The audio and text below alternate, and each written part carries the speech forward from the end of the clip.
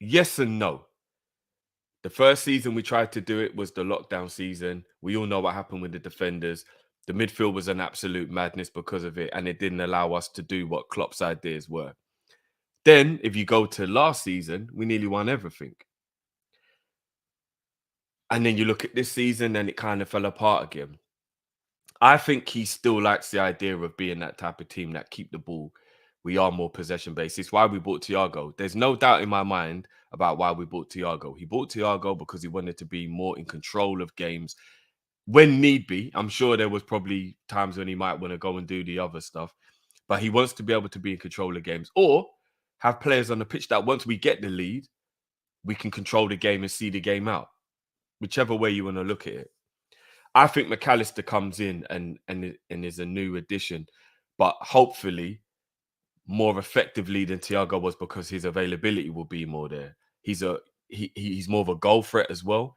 And the thing is, McAllister, if everything is true and we are chasing these players are going to come in and they're going to back McAllister up. So if we bring in Kone in and we bring in Thuram, and then we've got McAllister as well, you've got two really strong, athletic, ball playing, defensive minded players that then allow McAllister to be able to get on the ball and dictate games, push up the field, get involved, and become that goal scorer midfielder that might chip in with 5 to 10 goals from midfield that we've been missing since Genie left, really. And even Genie wasn't even amazing at doing it like consistently. He did it in the big games. That's an absolute fact, but he wasn't consistent. I think McAllister might be like a every 2-3 games get a goal kind of midfielder. Do you know what I mean? He's brilliant from the spot, which I love as well. I don't want Mo on penalties anymore. I just don't. Like Mo's been brilliant for us on penalties, generally speaking.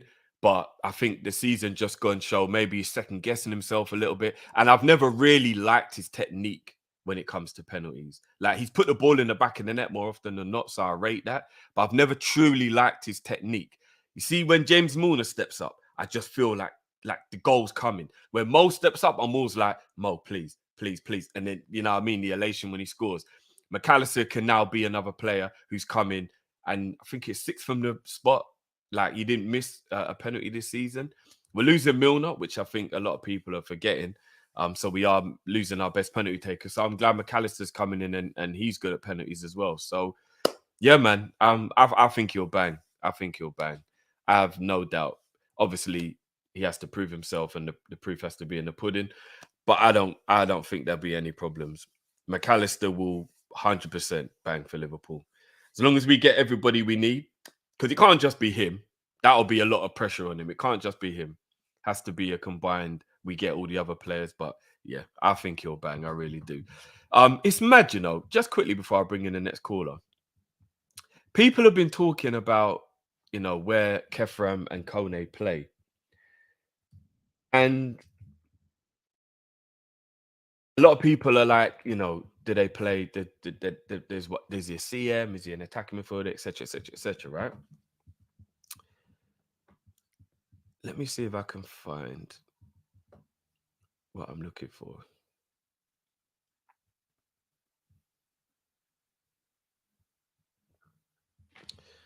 Bear with me 1 second, guys. Yeah, here we go. So let me just share this with you guys.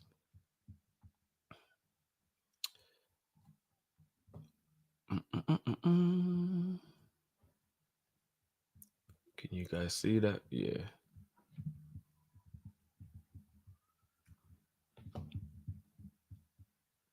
Is that visible? These bloody adverts.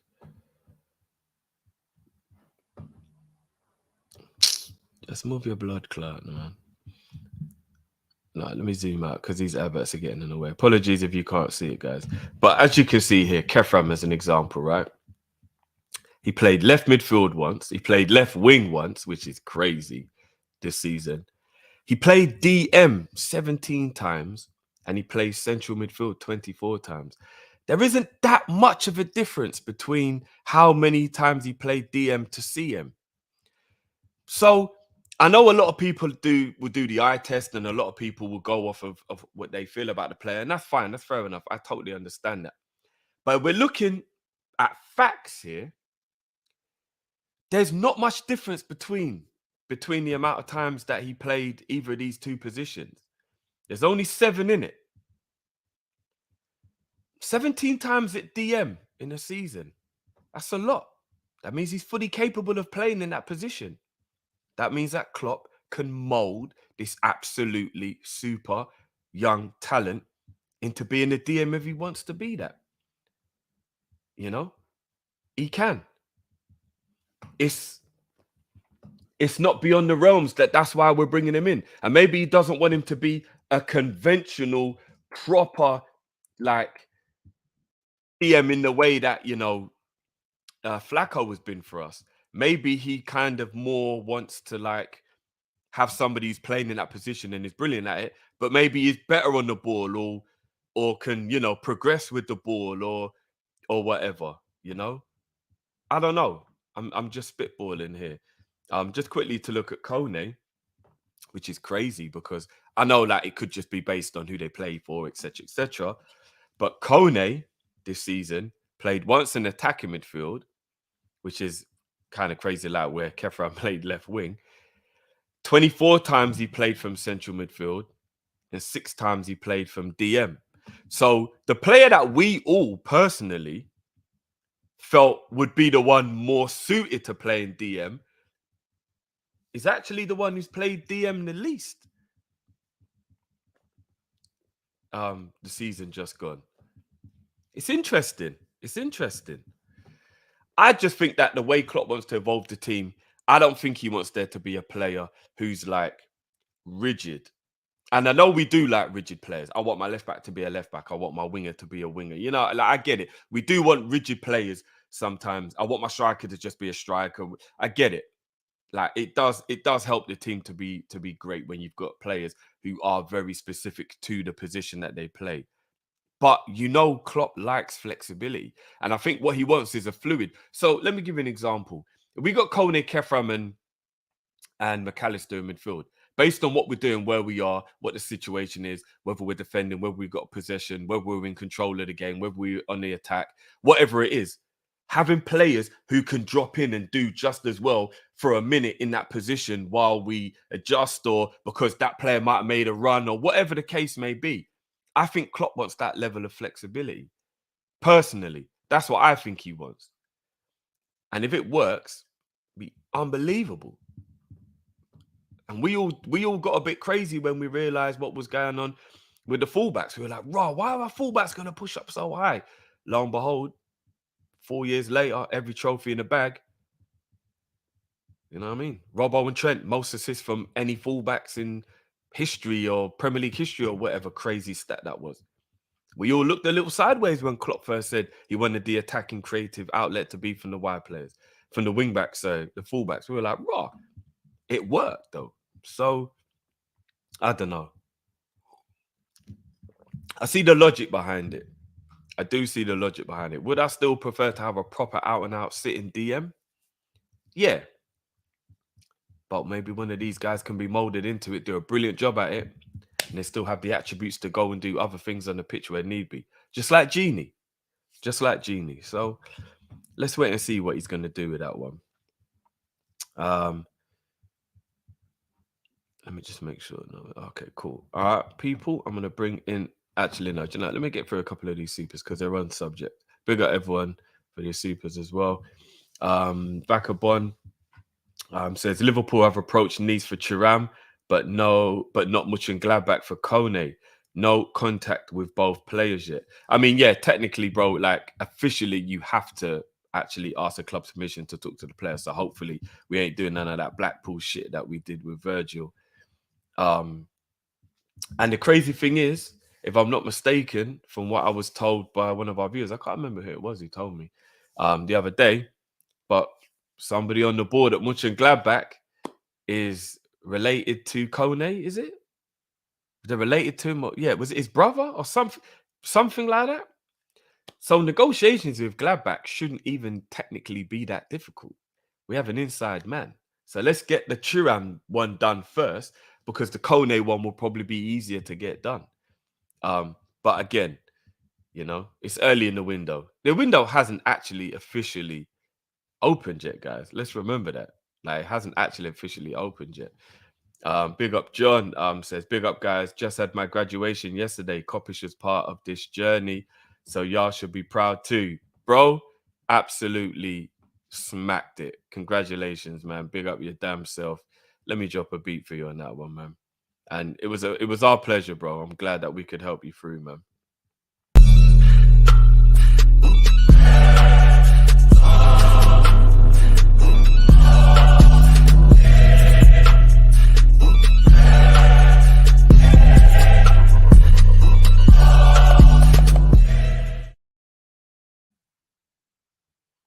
Big up yourself.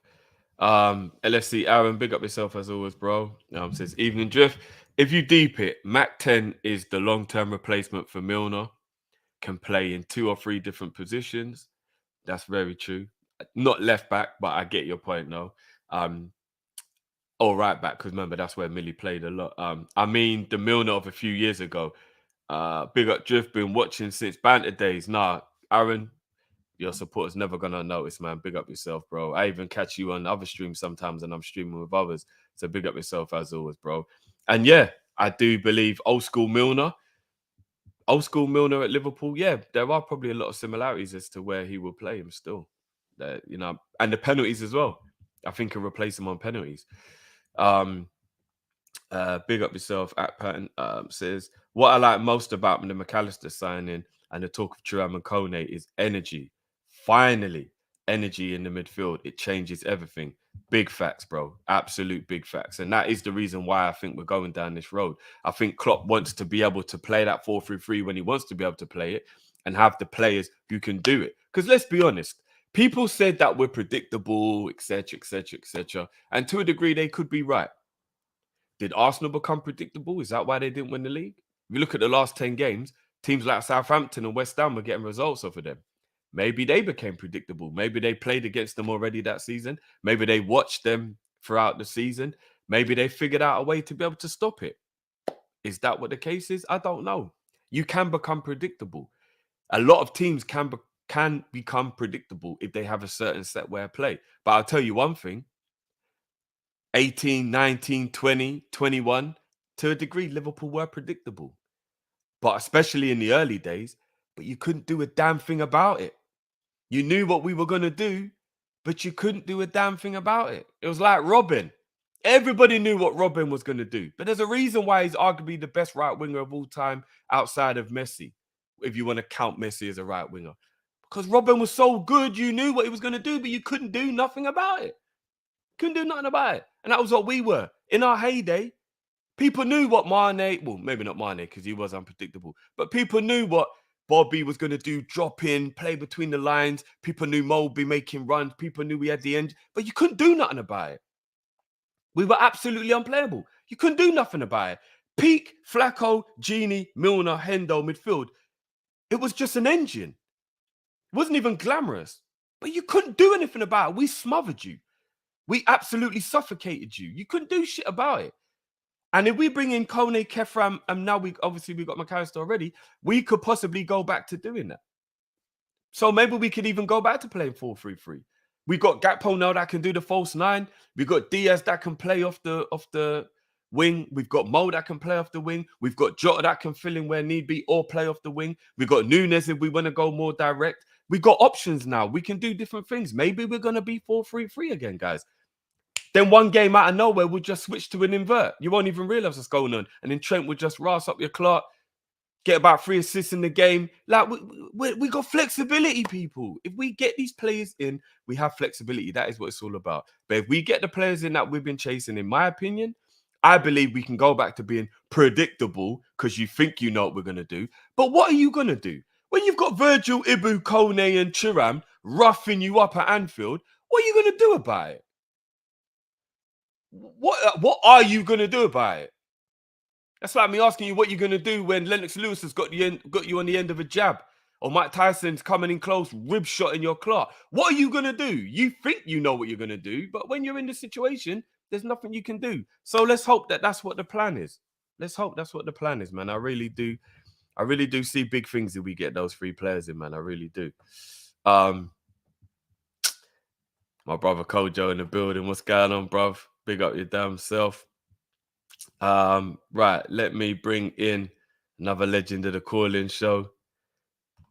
Man like Tarmizi. What's happening, bro?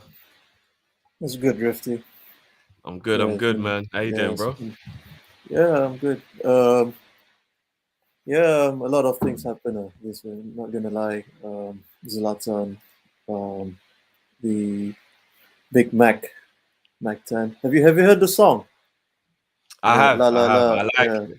I I like it. I was, like on top of my head, I thought they might have taken Kyle's Balala context and then they just applied to it. it. So there's something relatable and all that. But yeah, it's a massive signing. It's been a while. We haven't got a central midfielder that position. 100%. But we'll see what happens in the next few weeks and the rest of the summer. Yeah, like I said, the under 20 World Cup I've been enjoying, and I think it's gonna be a final for the neutral Italy against Uruguay. Um, I'm Okay. banking on Yeah, I haven't been able to tune I'm in, you banking know. on Uruguay, to be honest. Not just because of Darwin playing for our team, but I think I've seen clips and I didn't watch the live, but I've seen clips and they look promising. Some few Mm, boys out there, but Italy, I think one of the Chelsea boys played for the Italy young side, so it's gonna be a interesting battle. Um, I just have two questions. So the go for first it. one is about Liverpool because over the years we hired certain individuals like the throw-in specialist and I think one of the head and recovery person uh, from Germany as well, Andres Lamberger. Um, Oh, yeah, yeah. yeah, this kind of people. Do you think that there's more of a PR spin? Like what I'm trying to allude is uh, us fans buy so much into their impact to the team success, or do you reckon it's just one of them ones where other teams are hiring the similar positions as well, like your likes of Man City? And I think for me, I'm like 50-50. I think they do their bit, but I think some of the fans um, really buy into their expertise and whatnot. You know what I'm saying? Mm. So So like a I'm just like a throwing yeah coach, for example. Like, yeah do I yeah think yeah. that it actually has an impact, or is it like a bit of It's a just the kind of like, norm, like in the yeah, professional yeah, yeah, industry. yeah. You I know what I'm get you. saying? I get you. Okay, Yeah. cool, cool. Yeah, yeah. And lastly, before I jump out, if I don't know if you've heard that Joaquin, or that's what's his pronunciation, the Real Betis legend, Oh, he yeah, just yeah. announced his Joaquin. Yeah, retirement. yeah, yeah, Yeah, yeah, and yeah. I think he had his testimonial recently, and I saw some few ballers out there. Not gonna lie, it reminded me back when I played Championship Manager. So just rank your top five in their prime. I hope you Oh, could okay. recall. So one is Guti.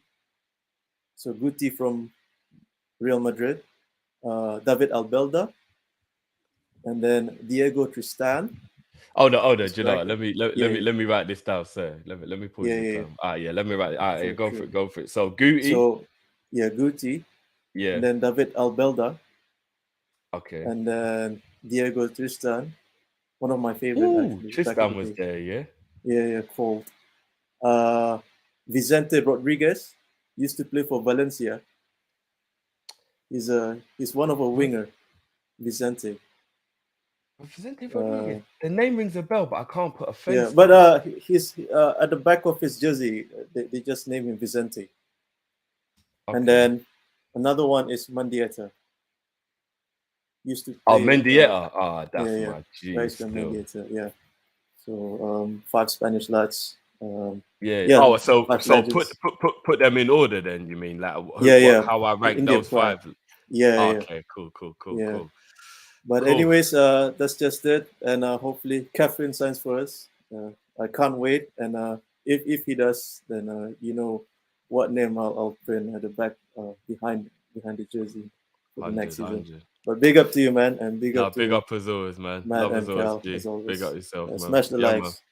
Yeah, All right, G. take See you care. next week, man. Big up, bro. Yeah, Davis. Right. So the first question from Tarmizi, big up Tarmizi. With the specialist thing, I think maybe when we first did it, it might have been a little bit of like a new thing. But then again, I don't really know because you don't hear too much about this from other clubs. I would probably say other clubs do bring in specialists. I don't necessarily think it's a Liverpool thing.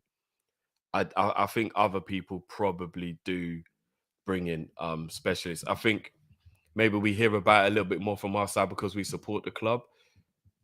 So I'd probably say everybody probably does, you know. I'd probably say everybody does bring in a specialist. But it is good to bring in a specialist depending on what the scenario is. It's weird. You would think throw-ins is something that should just be obvious, right? But I think it was actually like statistically proven that there was an improvement based on, you know, having that. So yeah, I think everybody probably does it, Mizzy, but it's a good thing. I do think it's a good thing. Do you know what I mean? Right, ranking these players. I'm gonna be honest, because I don't remember Vicente Rodriguez. You know what? Let me actually just Google him because if I see the face, then maybe it might remind me exactly who he is, and then that way it will give me. Okay, I do. I remember. I do remember him. I do. Yeah, I do. I do. All right, and let me just make sure Albelda is the person I'm thinking of. To make sure I get this right. Yes, yes, he is the one I'm thinking of. Right. Let me rank these players. Okay, I would probably go. um.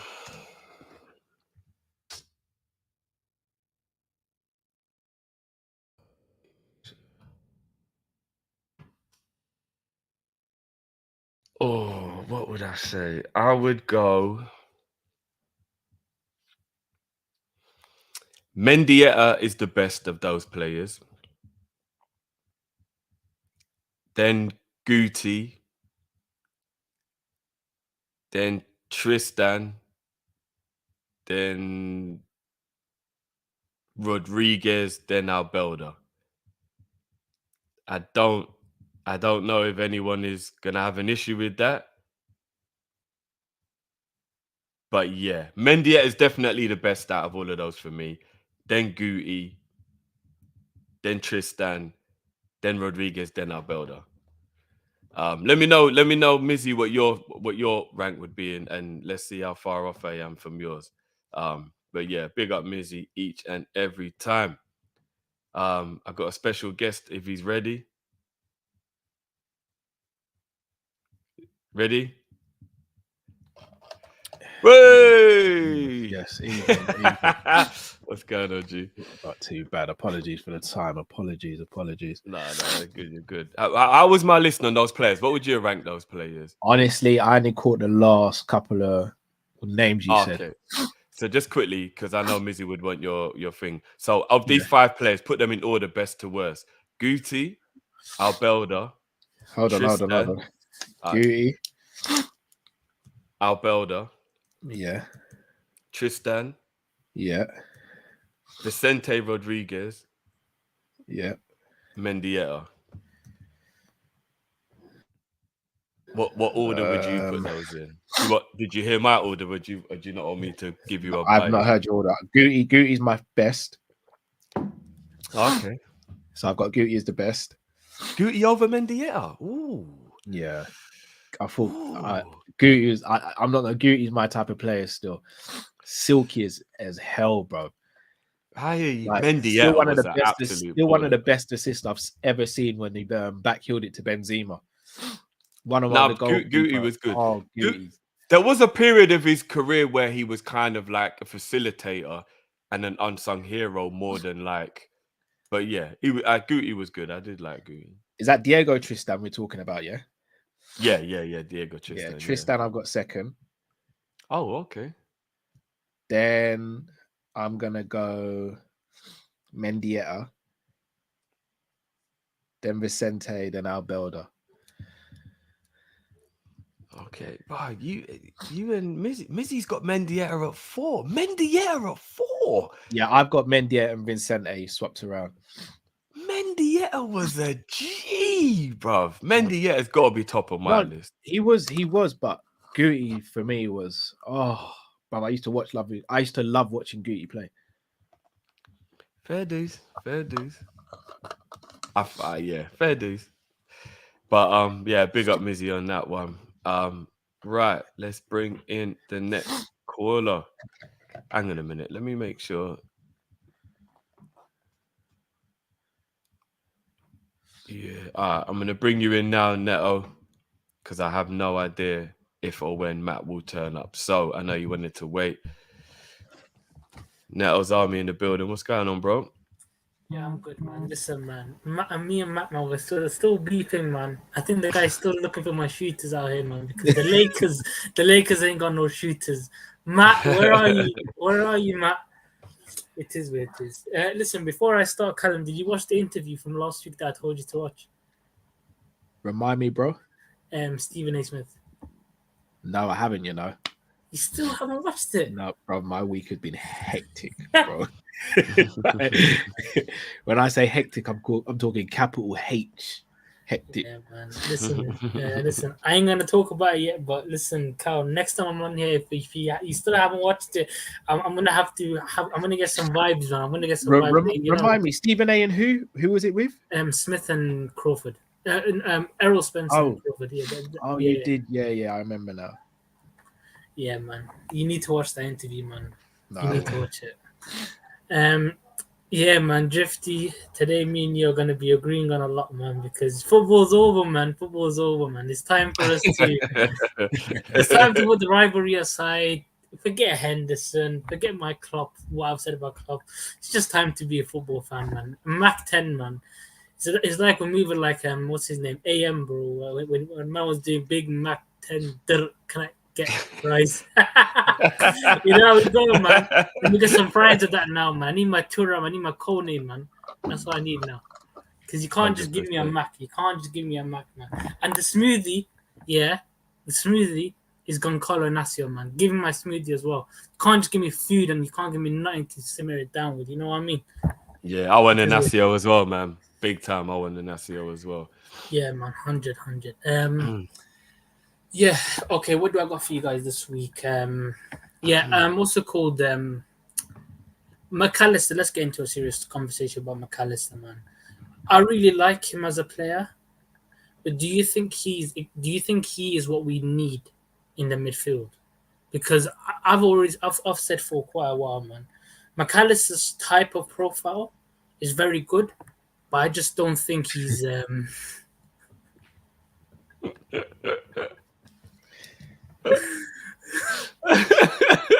I know about that name. I know about that, man. Crazy. I was about to say, man, what's it called? What's his name? Alexis McAllister. Do you think he's what we need in midfield, not what we want? Of course, I want a type of midfielder like him, but we're talking about Klopp right now. Do you think he is what we need? Because for me, Kone or Thuram, I can see the logic behind getting those type of players because they are what Klopp embodied this Liverpool midfield of foundations, like pressing. Not like the best of dribblers, not the best of passes, but they are above average on both. The energy is very, very high. Right? That's what they are. Alexis McAllister, no disrespect, he gives me Pep Guardiola type of vibes, man. The Manchester City type of player. And I've always said, man, one of the issues of Jurgen Klopp is he's trying to become like a Man City light, man. Just go back to what you're great at, because stop trying to copy somebody else's type of football, man. The way that we're moving now, you see with Cody Gakpo coming in, Alexis McAllister, Luis Diaz, they don't scream Liverpool signings to me in the last few years. But listen, man, I'll take it. Like Darwin Núñez, no disrespect. Darwin Núñez screams a Liverpool player to me, even though I don't really think he's that great of a player. He screams a Liverpool type of player for me. Just pure chaos, just pure a physical. What's it called? A physically, capable player. Not great technically, but physically he's out of this world. That's what I'm trying to say. Another thing, last thing I want to talk about before I go is what's his name? July 29th. What's it called? The UFC. Pereira versus, if I'm not mistaken, is it Blahovic? Yeah. Yeah. I'm gonna be real, Cal, man. 29th of July is gonna be the biggest conundrum for me because I don't know whether to watch the UFC or watch Errol Spencer Crawford. So They'll I wanted to stagger. ask, I'm gonna have to get two things. But so the last question I want to ask you both, for the UFC, Alex Pereira, why do you think he moved up to light heavyweight? Do you think it's because Go finish, brother, man. Go and hit you with a million. I'll finish. I'll let you finish. Go, bro. I love you, Jersey, man. Listen, do you guys think Alex Pereira moved up because Glover Teixeira just retired recently, or do you think he actually moved up? Do you think he actually moved up because it's very hard for him to keep losing weight or cutting weight to get down to middleweight? And the last thing I want to say before Drifty moves me out is it is what it is, man. I love Drifty anyway. The last thing I want to say is Drifty, me and you, when it comes to UFC, we are the same type of minds, man. Bun Israel Adesanya, big up Robert Whittaker. Now, Bun Israel, I can't stand that guy, man. I can't stand Izzy, bro. Wow. Now I'm gonna be rude, man. You know when Izzy knocked out what's it called Pereira, I was on the stream with you, Luke, man. You a smug, man, arrogant guy, man. Just laughing in my face, was smiling. I was like, this guy, man, what the hell is he doing this to me? I can't stand Izzy, man. I can't stand him. Big up, Wow. Big up, man. You know, Bob, what you said was worth it, but you know I gotta hit you with a thing, I know, man. It is what it is. Man. But big up as always, G. Big up, bro. Man. Big up, bro. Big up. What boy don't make you bigger than that pussy? Run on your mama. Boy, pussy. But I should have given a long one, but anything else you want to say about Izzy, bro? Well, we're doing a session on. No. I'll save the Izzy distraction for when Whittaker gets revenge. We'll save it. I will say that was very salty from Cal's Now Army. I can't. Our reason I think Pereira moved to 205 is he would have gotten an immediate rematch. I think he was killing him making that weight though. Like he walks around, he's a big guy, man. He's walks around at like 230. He's weight cutting about 45 pounds. That's not healthy. And he's getting older as well. Yeah, I'm shocked by Cal's Now Army. I can't lie. That hurt me. That hurt. All right, let me give you a little insight as to why I am the way I am. I know why you are the way you are. If you watched somebody do something horrible to Leon, I think you would start feeling the exact same way that I feel the way I watched Izzy do what he did to Whittaker. And remember, Whittaker was coming back off life-saving surgery, and Izzy was still kicking him in the gut, didn't care. All right, big man. All right. That's the game you want to play. All right, cool. All right, cool. So, yeah. That's that. It is what it is, bro. Leon's very different now. I used to like Grosso. Who? I used to like Grosso. But because she beat Valentina. We got beef for life now, bruv. How dare she put my girl in a choke? What are we talking about, bruv? She cut the blood supply off. Nah. Once you do one of my peoples, that's it. So after she beat Valentina, we got beef forever. And I liked her. I liked Grosso, bruv. I did. But nah. You're not gonna do Valentina dirty like that, bruv. That is shocking, bro. Nah. So it is what it is, bruv. It is what it They know is. what they sign up to. Vittori's the only person I've wanted Izzy to beat. No, I'll tell you, I wanted him to beat Costa as well. I did want him to beat Costa. So there are the odd occasion when I want him to win. But yeah. I'm shocked. I'm shocked by your behavior, by Cal's and Ari's behavior. Hayes will keep on hating, and Izzy's going to keep on winning. That's what he does. Whitaker will get him. I don't see Whitaker beating Izzy. They don't want you to think. That's what it is, Cal. I've watched the They fight. don't want you. I've watched They the don't fight want twice, you to bro. think he can do it, bruv. Right. Whitaker's the only person who comes close potentially. I think he is the only guy in the middleweight that can take the belt off him. And the thing is, what's good about it is that the loss was good for Whitaker. I think he's evolved his game, and I actually think that he's become a better fighter for the two losses. So it could help him. It could help him. So we'll see. We'll see. Boy. Big up, Sonny. You see, I'm not the only one, bruv. Not the only one, bro. But yeah. Wow. Let me get through a couple of these quick because I think some of them were actually on subject. Big up Eastwood. Drift, listen to Mac 10 song for life. I will, bro. I will. I'll make sure. Eric, keep up the good work, lads. Take a look at Borussia Mönchengladbach sporting director. That is why Thuram is next, and then Kone. Yeah, what is it again, Cal? Somebody's on the board that's like related to Kone or something. His son is Borussia Mönchengladbach. Schmatker's son is the sporting director there, I believe. That's it. Yeah. See, so the Kone one, we can just be like, let's get the Thuram one done, and then the Kone one should just be a formality, right? I'm gonna be real. Because this might be the one to break the curse, I kind of need to get this one over the line, ASAP. I hear you're impatient. I hear it. You need the Manny one done. I've been very patient, bro. I've been waiting a few years for a signing that I've really wanted to come to Liverpool. Hence why I kind of need to see it happen so the curse can be put to bed, innit? Hello, here we go. Yeah, I'm gonna go dreads, man. I'm getting dreads. Bro. Lucky for some minute, unless I grow them on the sides. I'd pay to see that. How much? Because it would take Saudi Arabia money, bro. Hold on. What, is Chiesa being linked again? Yeah, 40 million euros, Cal. What?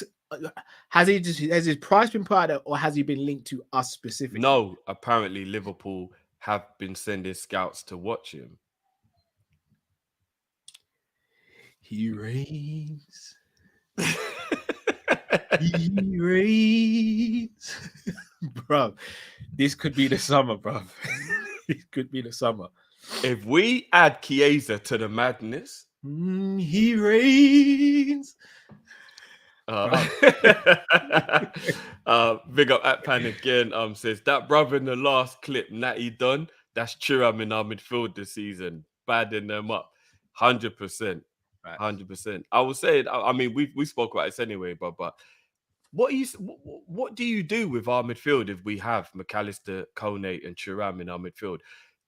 You add Ibu and Virgil to that. You're just getting beaten up. There's nothing you can do about it, Cal. I still would say we need an out-and-out 6. I hear you, but I've got a little something to show you what I was talking to the people about earlier. Based on that, let me set this up. Let me just get through these last couple supers quickly.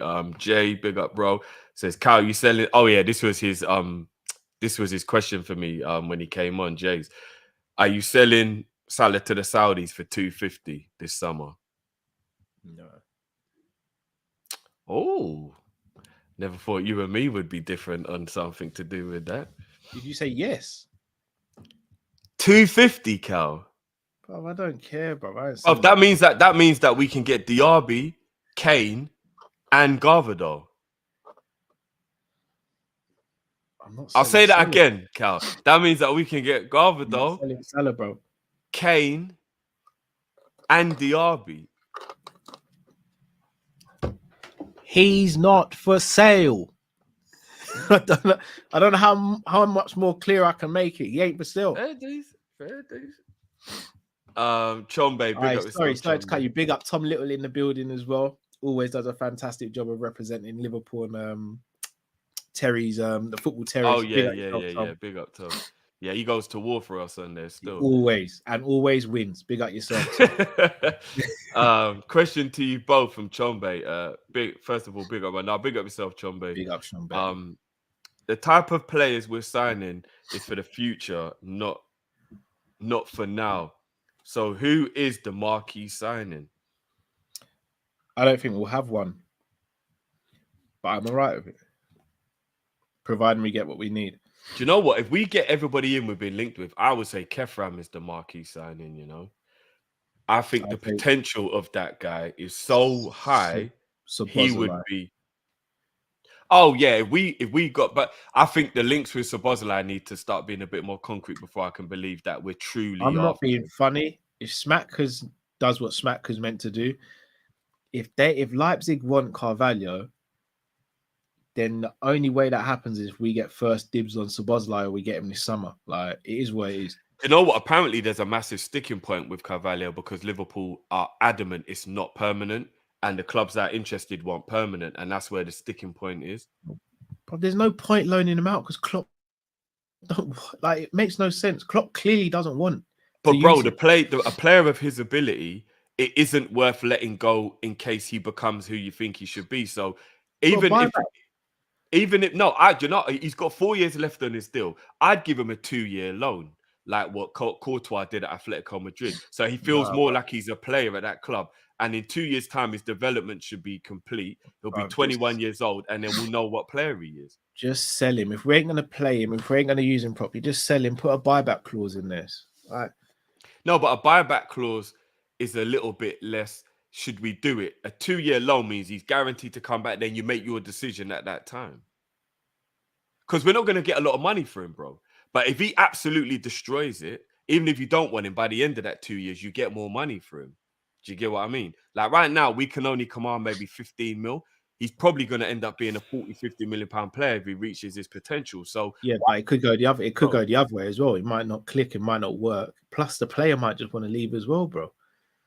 I mean, if the player wants to go, but then again, at 19, not many people make. I'm listening, by the way. I'm listening. Yeah, at 19, not many people make decisions that are always right. So he might mature a little bit and be like, you know what? Nah, it is a good job I stayed as a Liverpool player and went alone because I can fight for my place now. Whereas maybe he might just be a little bit emotional at the moment of like, nah, I can't believe they did me like that. It's not emotional, bruv. He might be thinking logically saying, if I didn't get these minutes this season and Klopp's buying midfielders, what's to say I'm going to get more minutes next season? There's less chance of him getting minutes next season. No. Go on loan. I agree he does need to go, but like playing for Liverpool, there's only 1 or 2 teams where you can absolutely go playing for that team is better than playing for Liverpool.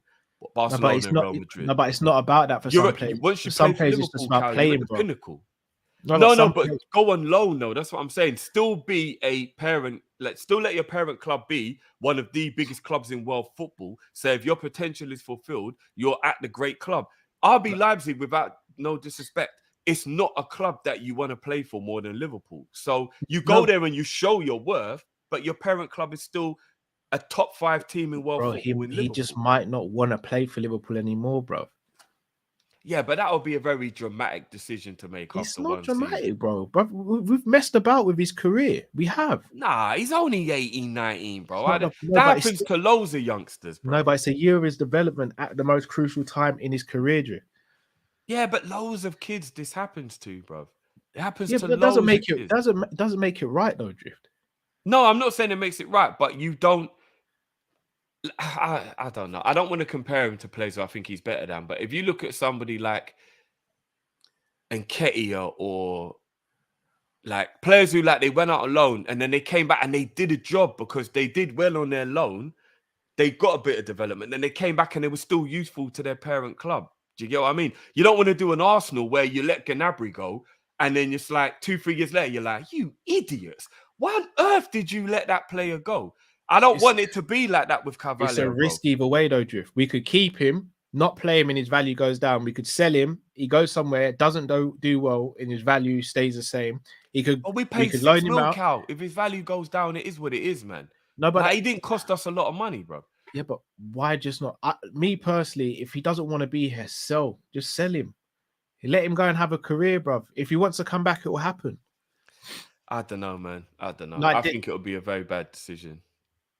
But there's other shout out to Jamrock, bruv. Musliowski's the same at the moment as well. Like, why are we hanging on to these players? But Chelsea know they effed up. Arsenal No, know they no, effed up. I'm not talking about Musiala. I'm talking about our player, Musliowski. He's another Oh, one. sorry. Yeah, getting nothing. Oh, yeah. I don't know what's going on with Musiala. Exactly. So yeah. there's no point. Just you're hanging on to these players. You have to look at the bigger picture as well. Their careers are stagnating. They're becoming bitter about it, bro. It's leaving a bad taste in the mouths of these teams and these players when these things happen. Because if I'm a youth player now and Liverpool come calling, I'm going to look at players like Musliowski. I'm going to look at players like Carvalho, and I'm going to think, what's the point of What if Tottenham had felt that way with Kane, bro? He went on 4 loan periods, and look what happened, bro. Kane came through the academy, bro. Yeah, but it's still a young player. Carvalho could have gone to other teams and played football. We convinced him to come to. He made a decision to come to Liverpool based on probably promises and stuff he was given. And those. Oh no! I disagree with that, G. I think if you're 18 years old and you hear Liverpool want you, you are honoured and you go. He was 19 when we signed. He's about 20 now. Oh well, even 19, you are honoured. You can't believe it. And you just go. I don't think there was any assurances given to him, bro. I think we're forgetting we're Liverpool, bro. A 19-year-old being offered Liverpool. No, bro, he probably lost his mind when he. No, but you're not. No, but at the same time, he still needs football to develop. So Bellingham's a prime example. Haaland's prime example. These two could have gone. Bellingham could have gone to Man United at the age of 16. He said, "Why am I going to do that when I can go and actually develop?" Haaland did the same thing. Haaland could have left and gone straight to one of the big boys straight away. No disrespect to Dortmund. He didn't because these lot understand you need games to play. You need to play.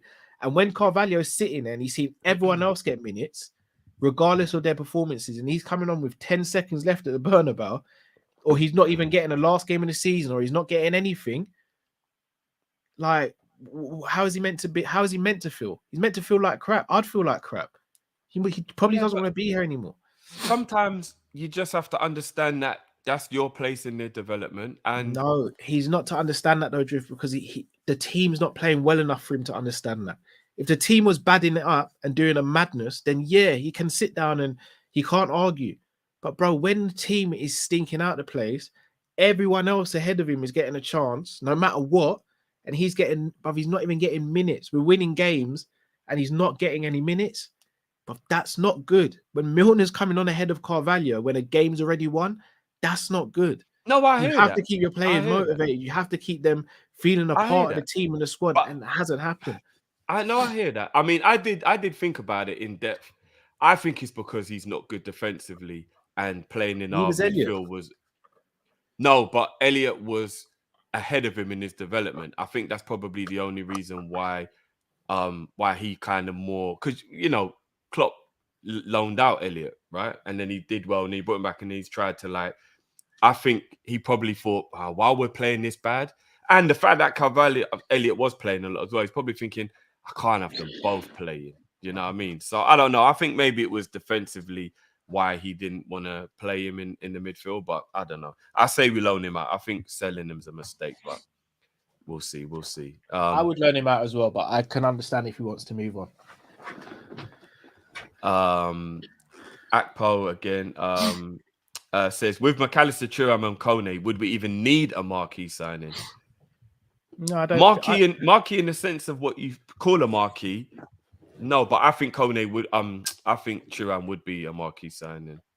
But the summer we signed Mane, Genie, we didn't have a marquee. So there's been a lot of summers we haven't signed marquee players, and we've still been all right. I would have still called Mane a marquee. I know I'm being biased, but I would have called that a marquee. At the signing. time, he wasn't a marquee signing. We all knew he was a phenomenal signing, especially for where we were in our development, but it wasn't a marquee signing. Yeah, by the historical definition of the word, no. But in terms of like who the player is, I felt like it was a marquee signing. Do you get what I mean? Like, Tommy's got a good point here. You know, he's saying we've just signed a World Cup winner. Is that not a marquee signing? Yeah. All right. One thing I do want to.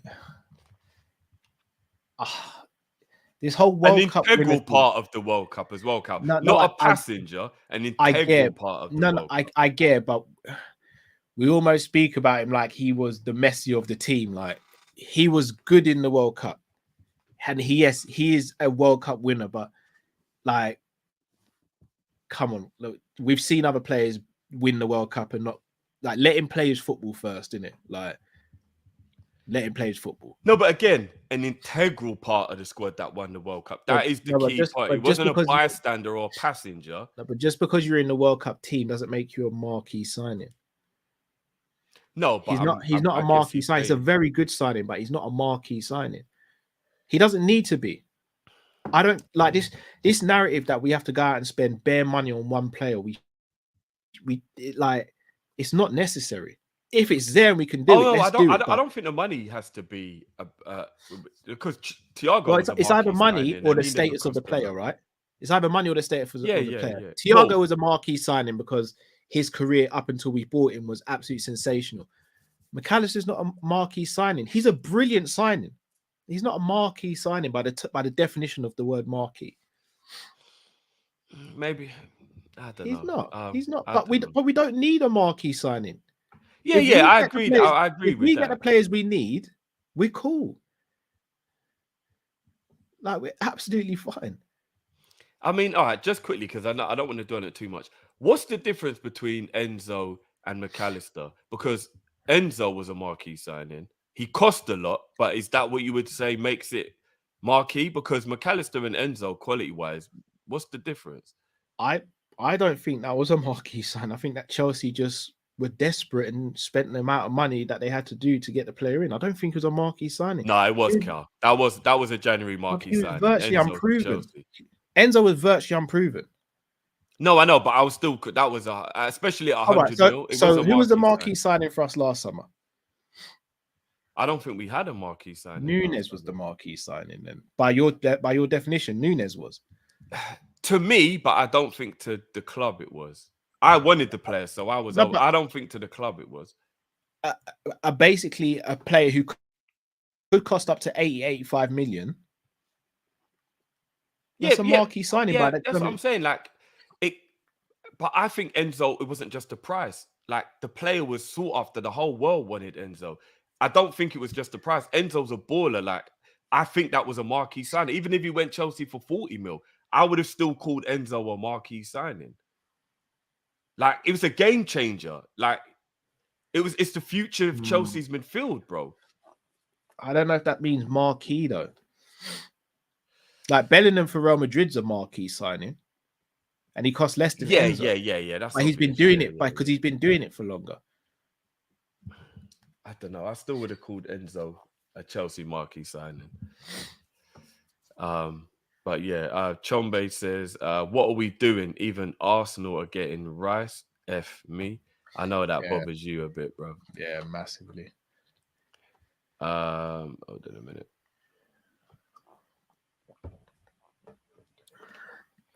Massively. Michael says, Drift, Benzema is now on 171 million per year and Kante is on 100. I know. It's absolutely crazy. Shall I be real with you? Shall I be completely real with you?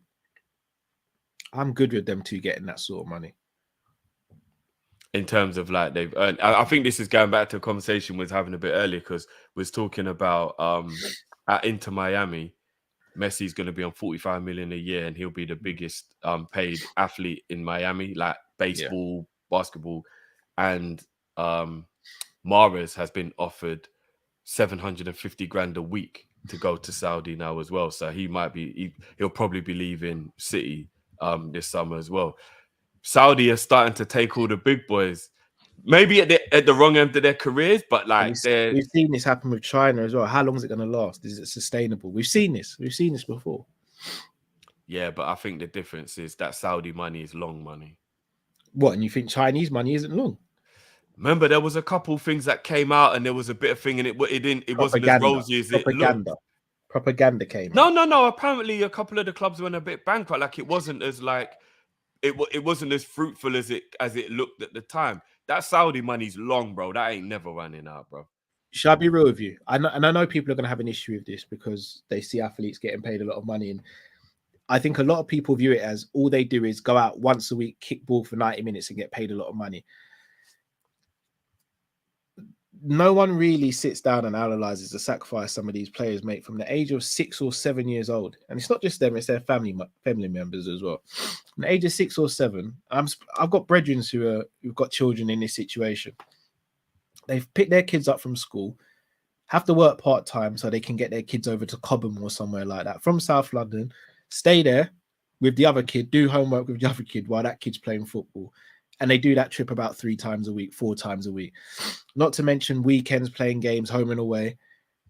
Not to mention doing all the other things that you're not able to do. Then imagine getting into school and you might not be able to go out with your friends. You might not be able to kick ball for your school because you've got to protect yourself. Because if you go and kick ball at school and you get injured, that's your football career done at the age of 13, 14. From the age of 16 to the age of 18, you're trying to ply your trade, trying to break through. You can literally wake up one morning a footballer and the next morning you could wake up with absolutely nothing and be told that you've been released. No safety net. Shout out to Trent who's doing something to try and change that. No safety net though.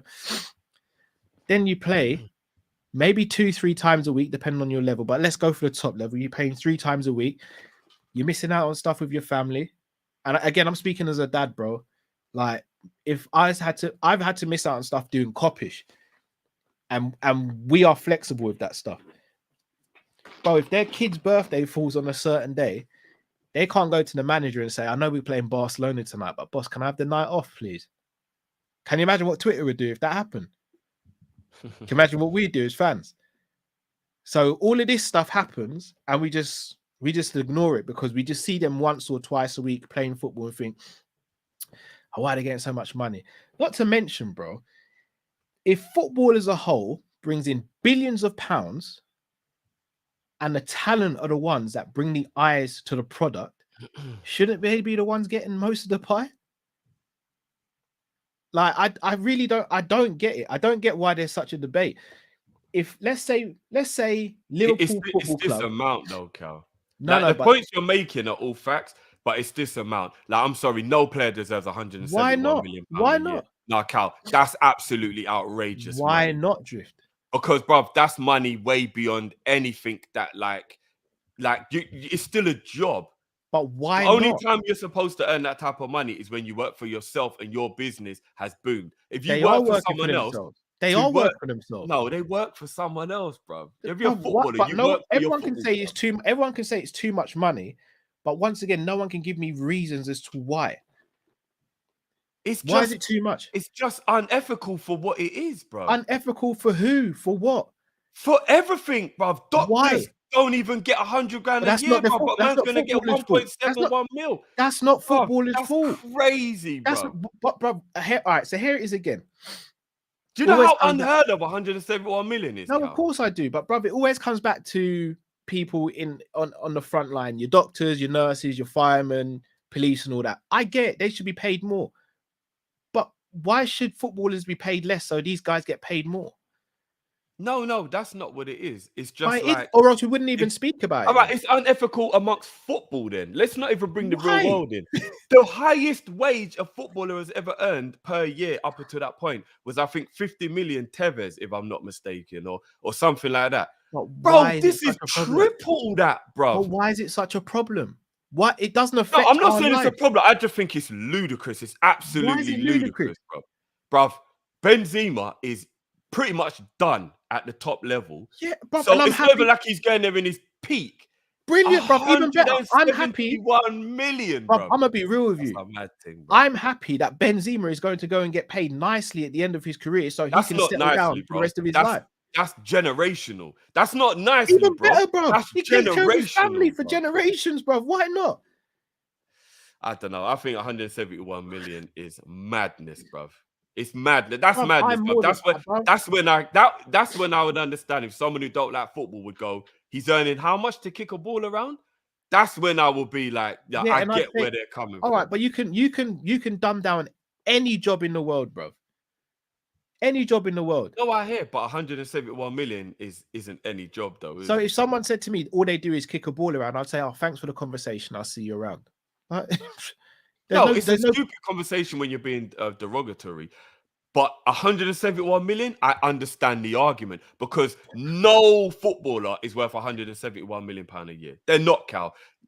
Messi, Pele, Maradona, it's irrelevant. It doesn't matter who it is. No footballer is worth 171 million pound So wages. let's say so. All right. So let me ask year, you a question. Cal. Let me ask you a question. Wages, you know, Let me bruv. ask you a That's question. not the transfer fee.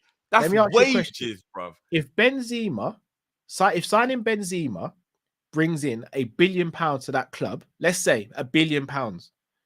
Which it won't, but all right. No, but let's say, for example, it brings in, let's say, all right, Bunny, let's say 500 million.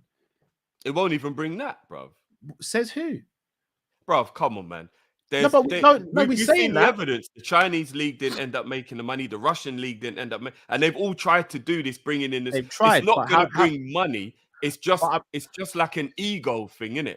Like, look, we were able to do this. It bolsts up that country, which is great. But the rest of the world aren't going to start watching. No one's going to watch the Saudi Arabia league, bro. Outside of Saudi Arabia. If he brings in 500 million pounds to that club, shouldn't he see a large portion of that? Yeah. So, but that he won't though. He won't bring in 500 million. All right. So even if he brings in 171 million, that's his money then. No, because why shouldn't he? If that's the case, then every footballer who's at a top level should be getting more than they do because Salah makes Liverpool more money than that. Okay then. So why aren't they getting? So a footballer's underpaid then? No. Not the top level ones. Hold on, wait. You just said based on what they bring in, they should be paid more. So they are underpaid. No, based on the logic you're using for Benzema. Not that I think it's right. All right, because that is where it is, bro. Salah brings in all this amount of money, and we were cussing for getting 300k, bro. Salah brings in millions of eyes, millions of pounds to Liverpool Football Club. No one. Why shouldn't he see that? No one. I said if he left to go to another club just over money, then that was greed. Because his love for Liverpool. Before he signed his contract, people were like, "No, I can't believe he shouldn't be getting that sort of money.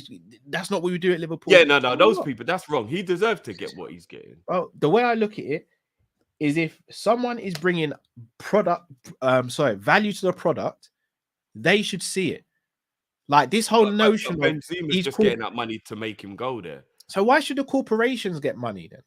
Why should they get more money than I honestly believe that Benzema isn't going to bring money, but the eyes and the prestige is just wonderful for the people. Just like Ronaldo, who's already there. That club ain't really making money off Ronaldo, but they just love having him in the league. It's just great for the league. But they're not making millions and billions of pounds from him being there. All right, let me ask you. So Benzema ain't making that money back, bro. They are not making that money. I'm going to swap it around. I'm going to use John Jones as an example because he doesn't really get hurt too many times in his fights. John Jones made 8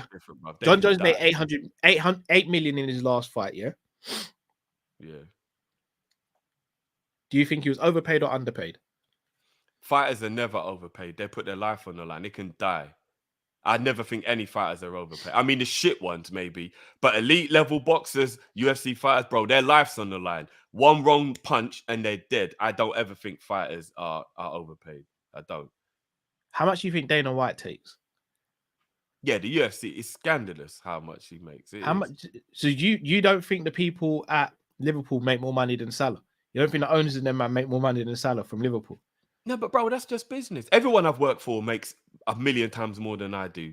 That's just business, bro. You work for a company. But that's less ethical than what we're talking about Benzema doing. No, this is unethical based on everyone else. Everyone else has got to sit back in that league now. And I know Benzema's earned his career. Everyone in that league's got to sit back and go, hold on a minute, he's earning what? How do you think all the bro? Bruv, how Even do you though they'll think be the fo- happy he's bruv, there. how do you think the footballers feel knowing that the people in the seats upstairs who don't kick a ball, don't put themselves out on social media because they don't have to, don't get criticized because they miss a penalty? How do you think Yeah, they but bruv, that's feel? business, G. I know it's wrong, but that's business, bro. That's So hold just on. how So it why are you goes, so bruv. accepting of that, but not accepting of Benzema and Kante getting that money? It makes no sense. I'm not angry at them. I just think that's ludicrous. 171 million pound a year for a footballer, Cal, is fucking ludicrous, bro. But I tell It's, you what's more ludicrous. I don't even know if there's a sportsman People in the getting more history of the money. world who's ever earned this People much. getting more money than them who don't even kick a ball. That's more ludicrous, bro.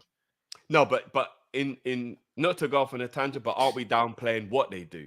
Because they might not do it, but now we're downplaying what they do. If you're an owner of a club, for an example, we don't know what they do or how hard it was to earn the right to be that owner to make that money. So it's kind of like diminishing what they've done to be that person to say they Okay, don't so can we deserve stop money. criticizing FSG from now on then, yeah?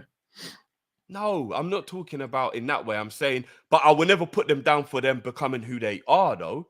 Like, I will never say you don't deserve money. Whatever grind they did to get to I where never they said are, they don't deserve we money. don't But why know what the grind was to get but- there. Do you get what I'm saying? all right, so do you think John W. Henry deserves to make more money off Liverpool than Mo Salah? I mean, technically, he doesn't actually make profit from Liverpool. They don't take money out. What? Come They on, don't. Juice, man. Apparently, only the Glazers take dividends. Apparently, Come FSG on, don't Juice, actually man. take dividends. Come on, you bro. think John W. Henry's in here not making any money off Liverpool Football Club? I'm not saying no. I'm not saying no money, but apparently FSG don't actually physically take money out of the club. I That's guarantee what, you. I don't know. You I don't FSG know are how making true that money is, but from that's Liverpool. what I that's what I've guarantee, been or else they told. wouldn't be So- here, bruv. No, but they know they're gonna get 4, 5, 6 billion when they sell the club. That's what they really want, and then that money all goes back into their pocket. Bruv, I'm telling you, FSG are making money as of right now, as we speak, bro. My issue with FSG has always been the fact that they don't put money in from their own pocket, which they should do. That's always been my issue with FSG. I don't think they actually personally pocket money. Apparently, the Glazers are the only ones who actually pocket money from the club. I don't think FSG do that. They just don't put extra in, and that's what I my never issue. said they always necessarily been. take money out of the club, but they definitely make money from the club. Well, yeah, I don't really know the ins and outs and all that, so I'll think about. I mean, I'll find out the proper new information stand, about the new it. stand, wasn't that paid for and sold back to us? No, they borrowed us the money and then we gave it back, right? So they made money off us. No, it was no profit. It was the same amount they gave us, the same amount we gave them back. Of course they put interest on it, bro. No, they haven't, bro. It was an They have- interest-free loan, bro. It's not interest free, bro. It's a lower interest rate than what they would have got from the banks and stuff. But it was an No, I'm interest. sure. Well, the training ground was interest-free. But the training ground was paid by AXA, bro. No, Paid for by Liverpool AXA. had to pay them back. Had to pay FSG. Anyway, let's not go into this because I hate FSG. But I'm just saying it's a little bit.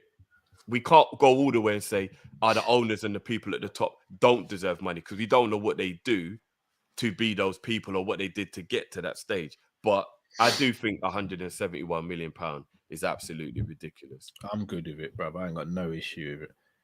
I think that's mad, but I don't know. Anyway, a little tangent you got there. Just quickly, Chombe says marquee signing is like a Van Dijk and Allison. Yeah, they were definitely marquee signings. Marquee and superstar signings are different. Agreed. They're kind of one and the same, but I get what you mean. Messi coming to the US is getting crazy. MLS tickets for Inter Miami are in the thousands now. Yeah, that market there, I think they're gonna make back their money in terms of like the situation. But that's because Messi's getting 45 million, 171. That's like 4 or 5 times that amount. You think Like, all Messi, good on him, but it's crazy. It's crazy. You think all Messi's getting is 45 mil? From the actual club itself, I mean, unless there's a lie in there, yeah, it's been publicly put out that You don't is think his way. he's getting other perks and other deals? But he's probably got shares and stuff inside. The I club. don't know about all that. Obviously, like we don't know what goes on, but There's what's no way publicly Messi's put not out there. getting something nice on the side, bro. But 45 million is nice, Cal. But you think he's just getting 45 mil? No, but compare. All right, so we all agree Messi is a better player than Benzema, right? And he's had a better career than Benzema. Yeah, of course, yeah. So you think Messi's going to sit there knowing he could have got the same amount of money or more than Benzema and go, I'll just take a third of that, thanks. No worries. No, I truly believe that maybe he went to Miami for reasons that were a little bit outside of football as well. I think he probably loved the idea of playing and living in the city. I think the MLS is a better league, so he probably thought it's a higher level. Thank you, Ali. Messi's getting shares, bro. Okay, like I said, that's why I said I don't know if there's anything else. But there's no way he's not gonna. But they have to secure their futures. They have a career from the age of. Their futures are already secure. I'm just happy for them because I don't hate on it. But they're secure already, Cal. Do you know how much money Messi's made, bro? He didn't need this move to be secure, bro. Yeah, but he still has to keep up a lifestyle that he wants for himself and his family, innit? Like Messi's probably got about 300-400 million in the bank, bro. And He would have been. bro. No, but I'm saying he would have been fine without this Inter Miami deal. He would have been fine, bro. Trust me. He did not need this move to secure. Let these not get their money, man. They have a short career. They make a hell of a lot of sacrifices for our enjoyment. But let them make the money, bro. No, I don't hate on the fact they're making the money, but 171 million is dumb. It just is. Not in my opinion. It never will. I will never feel that way, Drift. I can't lie. I will never feel fair. That. I think that's when it gets dumb. 45 mil for Messi, I'm cool with that. 171 mil, that's ridiculous. I'm good with it, man. Hate says living in Saudi is a dream for most Muslims. That probably did have to pull for Benzema as well. It probably did. Cheapest ticket for Atlanta versus Miami is now $300. These wages are going to ruin the game. The average man can't go and enjoy the match. That's a very good point. They're going to start people are going to get priced out of going to games now just because Messi's there. That is a bit fucked up. It's not because this is what annoys me. He's not getting priced out. People aren't getting priced out because Messi's there. People are getting priced out because people at the top have decided to up the prices. They did not have to up the prices. They chose to do that. That is not Messi's fault. No, nobody's blaming Messi, but they've got to get the money back. They can't just give him 45 million plus extra and not get like they've got to try and find a way to facilitate getting the money back. They'll put food price up.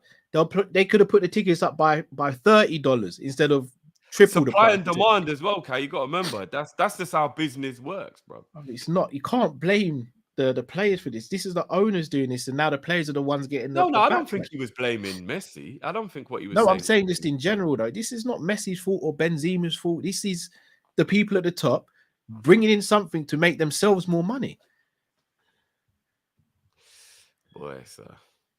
Chombe, Messi will get a franchise after he finished playing, and to register a new team in the MLS, it costs 500 million. Oh right. Oh yeah, that's what Beckham did, isn't it? Yeah. Okay, San Diego just did it. Fair enough. Well, so that's probably what was more incentive of him going there. Stefano, can we get another ×1 draft video? 11 draft video. Oh, is that? Oh, yes, sir. Yeah, I'm not good with the numericals. My bad. Yeah, we can do that. We can do that during the summer. That'll be fun. You know, it always gets crazy. Do you know what I think we should do, Cal? This is mad. Stefano said this. I think we should do a draft, but the draft should be random. So here's my idea: we get the Wheel of Fortune. Every player we all agree on goes into the Wheel of Fortune for every position, and the wheel gets spun on your goal. So you don't get to pick; you get who you're given. That would be joke, bro. That's not really a draft, is it? There's gonna be some duds in it. No, it is a draft because it's based on your goal still. And it's like everybody gets a go in it. So it's still, even though it's like you're not in full control, it's still. And then at the end, maybe we have like a wild card where maybe like we could swap a player with each of us, or like you can get one dip at a player if there's still a player left, or like we can work it. It could be a bit more fun still. I'm up for it. I hope I get my fair shot this time, innit? Mr. Sinclair said, we signed Chiramo Kone. First off, F your club and the click you claim. Hey, definitely, man. Cover that 2-pack. Hit them up. 100%. If we get them both, I'm telling you, it's on. It's on. Big up, Mr. Sinclair. Harry, for Drift, keep Thiago or sign Rice and Caicedo. Oh, bro. I'll make that decision for him. We're signing Rice and Caicedo. No, I would, but I hate the way people are trying to fuck with my emotions. I can't believe you even and ahed about that. But I love Thiago, but bro, he's gone, bro. Yeah, I know, but like I said, I'll call him up and say Vamos myself, bro. Like...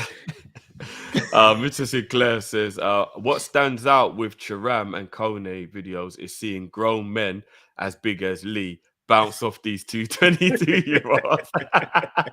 No more being punched around. That's what I'm saying. And for anyone who doesn't know, Lee is a unit, bro. Yeah, Lee's a unit. What is Lee like? 6'3", 6'4", or something like that? I think he's 6'3", yeah. I think, built. Yeah. Like he made Toby look short, and Toby's a unit as well. Yeah, Lee's a unit. No, it's true. I'm telling you, if you add Ibu and Virgil to that, and then you throw in the aggressiveness of Nunes and and Diaz and a few others who aren't as big, but they are aggressive, you aren't going to want to play Liverpool. You will get roughed up. You will get absolutely roughed up. I said to the people earlier, Cal, what do you do? What do you do when Lennox Lewis has you on the end of that jab? You just get jabbed in the face. What do you do when Mike Tyson comes in close and starts ribbing you? You just get punched in the ribs. There's nothing you can do about it, bro. You just take the licks and you just go home. Take a knee. That's it. That's what will happen if we've got these powerhouses in the team, plus the silkiness of a Diaz who's aggressive and silky, the silkiness of Mo, the silkiness of McAllister, Thiago. You're adding that silk, Trent. That silk will be in there with all of that power. And, bruv, it'll be crazy, bruv. It'll be crazy. I really, truly pray we do get these two in, bruv. Because if we get these two in, then I truly believe a title charge is on. I truly do believe if we get those two in, and obviously, hopefully, Inacio, because I do think we probably do need a centre back with Joey going to right back. But, bruv, we will just start moving up people, man. It'll be different. I hate to say this. I just hope Klopp plays them and plays them properly. Of course he will. Of course he will. Do you know what? We might all see Hendo and Fab on the first game of the season still. No, big up Jamal. What's going on, G? Can you guys hear me? Yeah, man. Yeah, man. Bit quiet, bro. What's now? Guys, Yeah. Yeah. Are you guys good? Yes, bro. How are you? I'm good, man. I'm good. I just want to say shout out Nabi, man, because I watched the pictures today. He looked happy. I know people are hating on the club he went to, but bro, the guy looks happy, and that's the good thing about it. He looks happy, and you know what? He's not our problem anymore. So let the guy enjoy his life, man. But a lot of people was laughing at his club. It is what it is, man. But yeah, Drifty, you know what? I was watching the video when we was linked to Caicedo last season, and I have to give you credit, bro, because you said it. You said just get him. You said next season, this guy is gonna be the real deal. So, bro, I wouldn't lie. That's scouting idea. I have to give you your props. Appreciate there were certain men in the video saying he's not good still. What?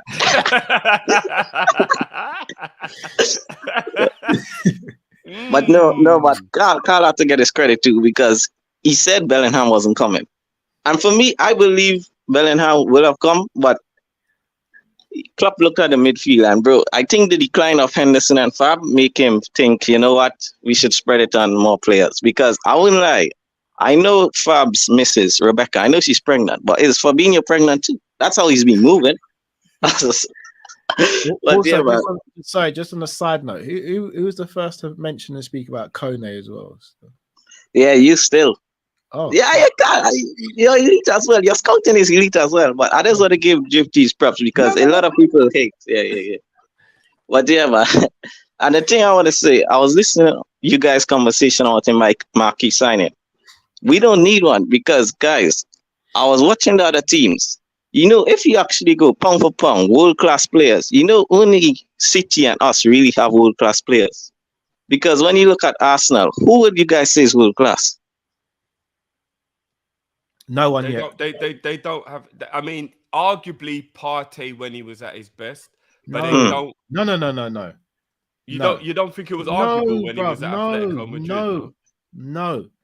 There's fair there's in my opinion 4 players who could potentially become world class at Arsenal. Yeah, they have guys who's right on the verge, but none world class now. Not yet. Chelsea, Chelsea would be still City Thiago Silva because he's gonna be 38 next summer. No, not at 38.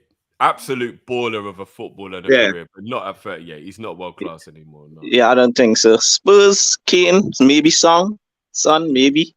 Just- So So, yeah, he's a purple patch player, but I still think he's world class. But yeah. yeah. But if you watch Liverpool, I'll say Thiago, Van Dijk, Alisson, Salah, Trent. Is Robinson still world class? Would you guys say he's just dropped under, or is he still world class? Robinson.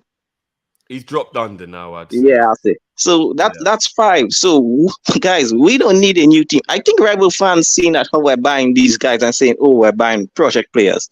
But guys, we have our team. The spine is still there. We just need guys to complement our squad so we can go again. So I think if we get the guys we want, we could. I wouldn't say.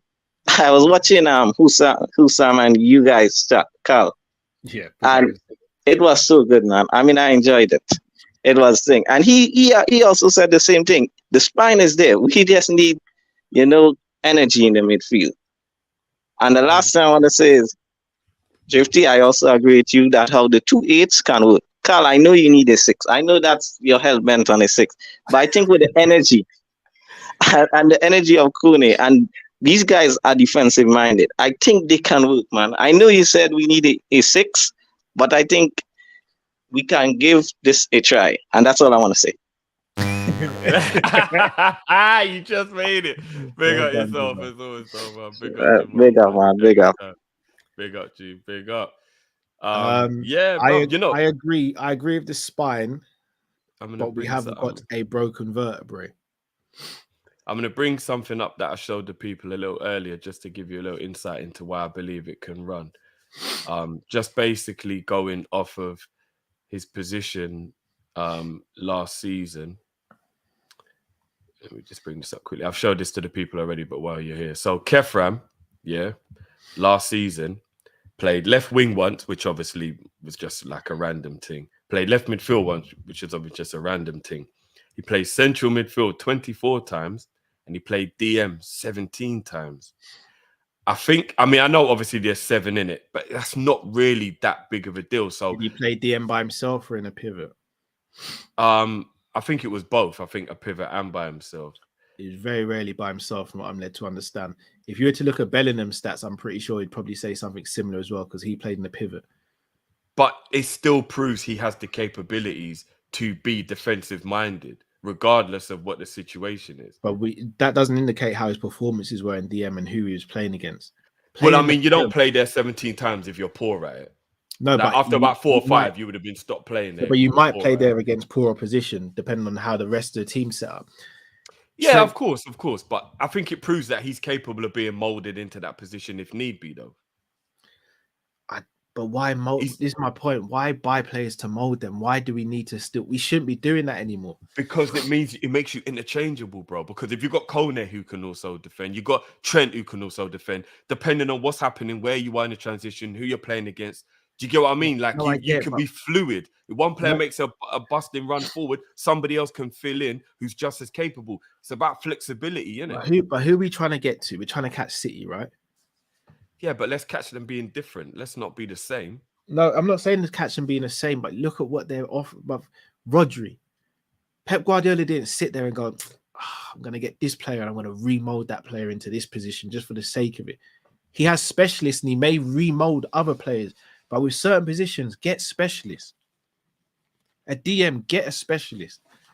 That's one of the 2 positions on the pitch where it will come back to bite you in your ass. It can work. It can work, man. But we say it can work, but the most successful periods we've had at Liverpool is when we've had proper DMs, Mascherano and Flacco. Yeah, but it doesn't always have to be the same as the past, though. No, it doesn't. You know but I don't think there's smoke without fire. The times we've been successful was when we had fantastic goalkeepers, Reina and Alisson. No, but that's different. The goalkeepers is centre back. When have we been successful? Aga, Skirtle is in his peak, by the way. Carragher. Hupia, Virgil van Dijk, Kanate, Matip. There's no smoke without fight. Like, you have to have the right players in the right positions. I get where you're coming from, but I don't want passengers anymore, bro. I'll just be real. I just don't want passengers anymore. No, but none of them would be passengers. But with all due respect, Flacco and Hendo playing in the 6 would be passengers right now. No, I'm talking about if we was to buy Kone and Thuram and they were the ones playing. No, they wouldn't be a passenger. No, but why take them out of what they're brilliant at already? All right, so I ask you this then quickly before we bring in the next person. You can only have one of them then, because we have to go and get a 6 then. Yeah. Are you all right with the fact that one of those 2 superstar young players has to walk away? It depends who it's like having to get this specialist DM. It depends who the 6 is. If the 6 is on the verge of being world class, then I would do it, because sometimes in life you have to make sacrifices for what we need. Who would that be then, bro? Who would I make the sacrifice? Or who would it be that we would? If we could get a Rice, I'm taking one of Kone or Thuram. We can't afford Rice though. No, but you're giving me an ultimatum saying. No, I mean being realistic as well. I'm talking about like. No, but I'm not saying to just go and get any regulars. If it was Ugarte, for example, Ugarte is affordable. Well, it looks like wages are why he might be going to PSG. No, it's because Liverpool didn't go for him and Chelsea were being silly, probably. No, but apparently PSG are giving him 250 a week. Liverpool wouldn't give him 250 a week. Yeah, but he probably wouldn't have demanded that from Liverpool. Of course, he's going to demand that PSG. Bro, the going rate's probably like 150. No, but bro, once he heard 250 PSG, if we'd have come in with one of our regular wages, he would have went there anyway, bro. But you could have said that about any player, because if PSG went in for McAllister instead and like started like prescribing, it might have caused the issue, bro. It actually might have caused the issue. No, that's what I'm saying. So if he didn't want to go, like if we had gone in and done the groundwork early and it was Ugarte, then no, but they were also interested in him. That's the problem. PSG wanted Ugarte themselves. No, but we would have, even from early, we would have been competing with them. Do you know what I mean? You're giving me an ultimatum. I'm saying Ugarte is affordable. No, but I mean, if we're being realistic, let's actually base it on like what's happening. We've been priced out with him because of the wages for PSG. So realistically, we're priced out of Rice. We can't afford 100 million. So realistically, what DM can we actually afford, bro? Off the top of my head, I can't. Well, it depends. There aren't any, bro. I thought about it. Can I say those 80? There aren't any. This is the problem. I think Liverpool are adapting to that and realizing these kids are brilliant enough. We can make a thing work. Bro, there's no DMs that are affordable, bro.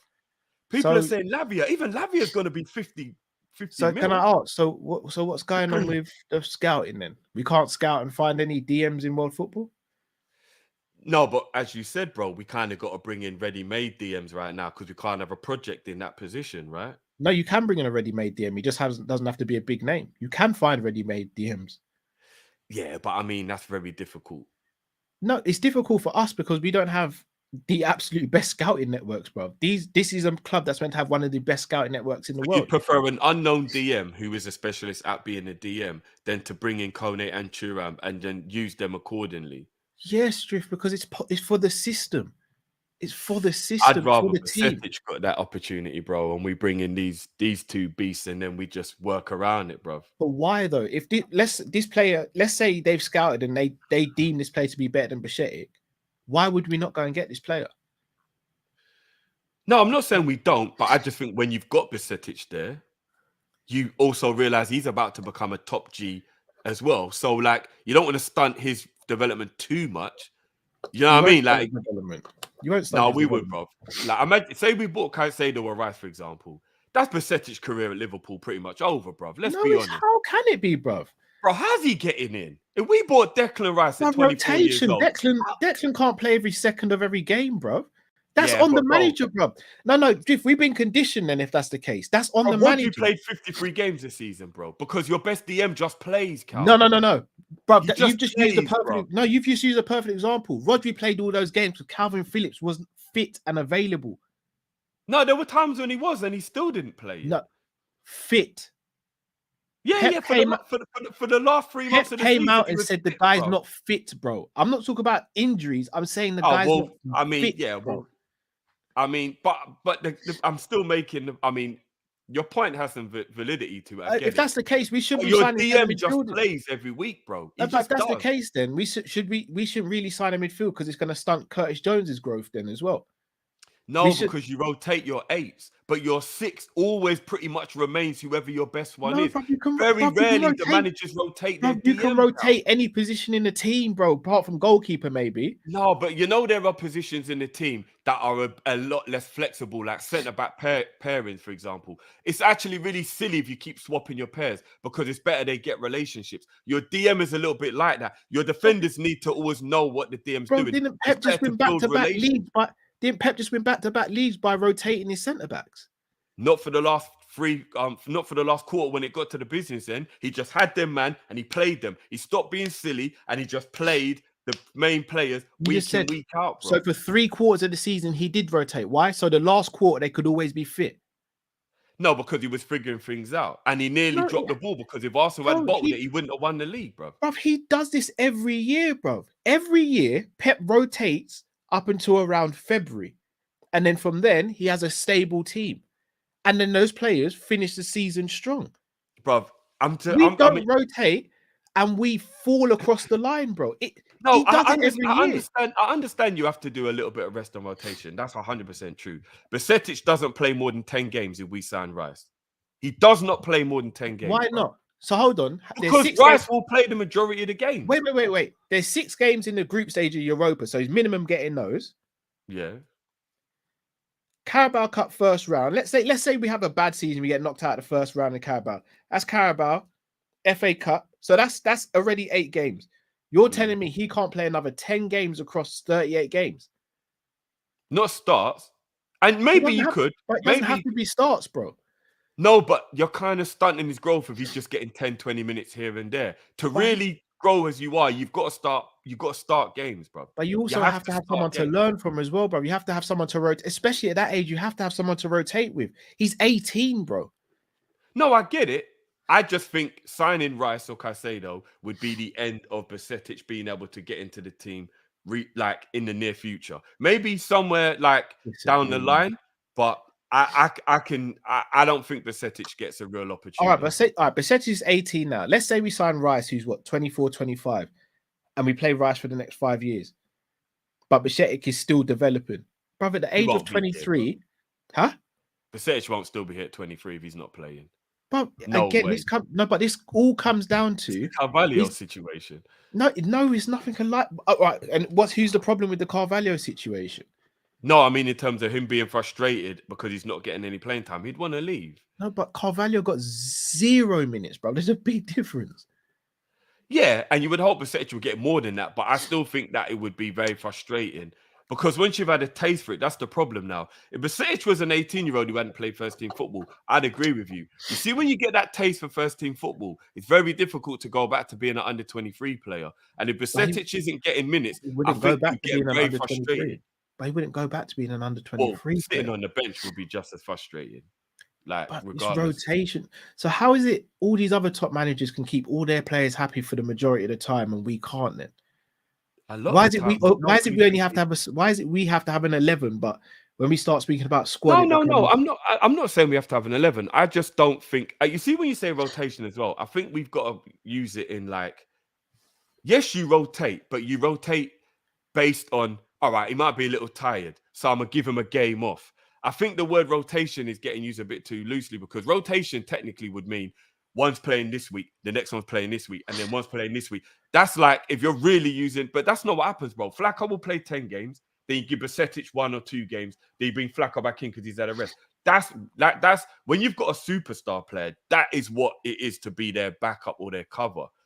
Besetic, if we bought Rice, bro, Besetic, I'm telling you, bro, he would hardly Premier League, he wouldn't see Premier League. If Rice is fit, Besetic ain't seeing no Premier League game time, bro. He's not.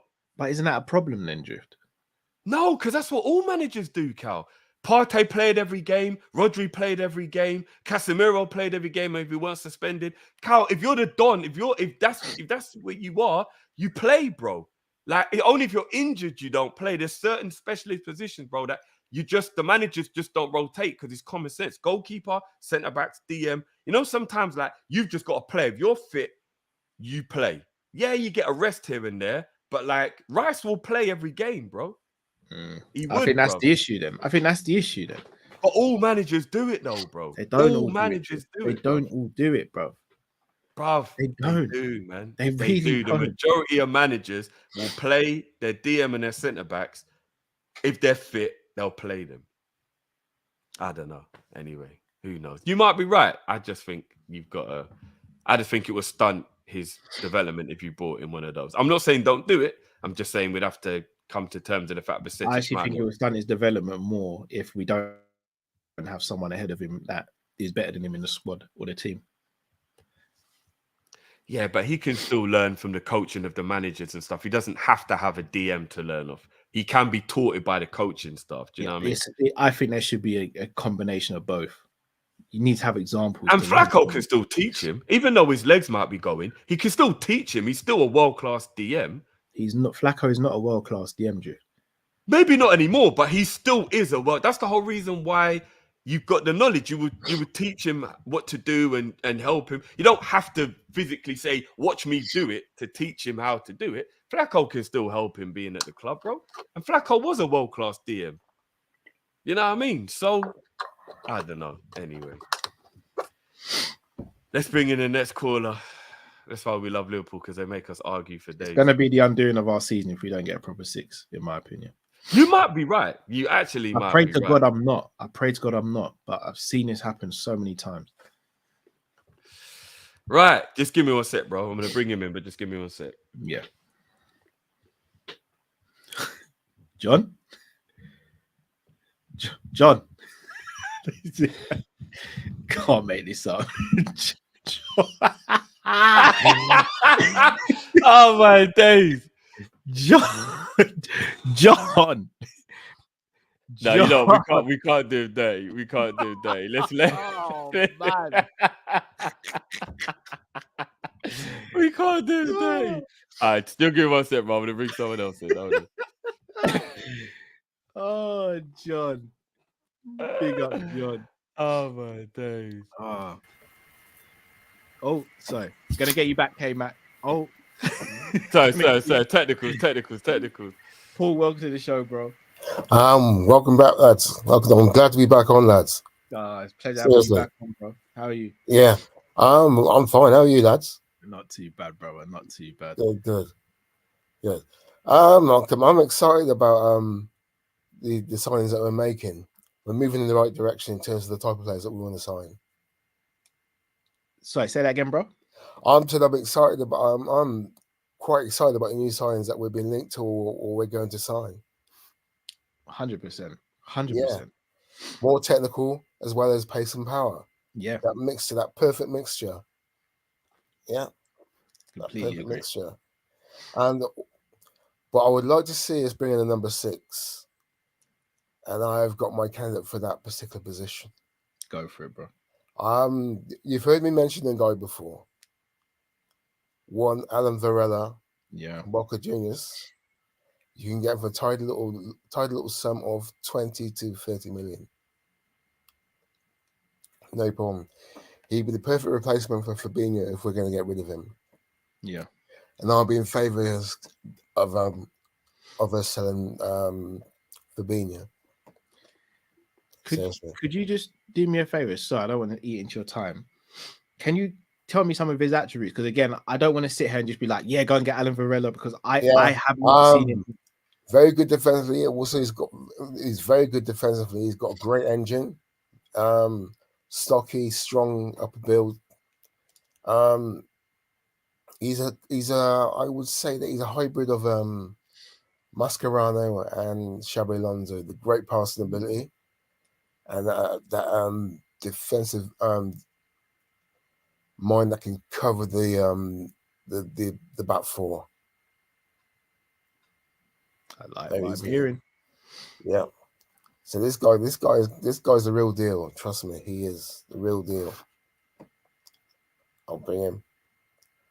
I'm gonna have to check him out. Yeah. That's the real deal. How old is he? 21.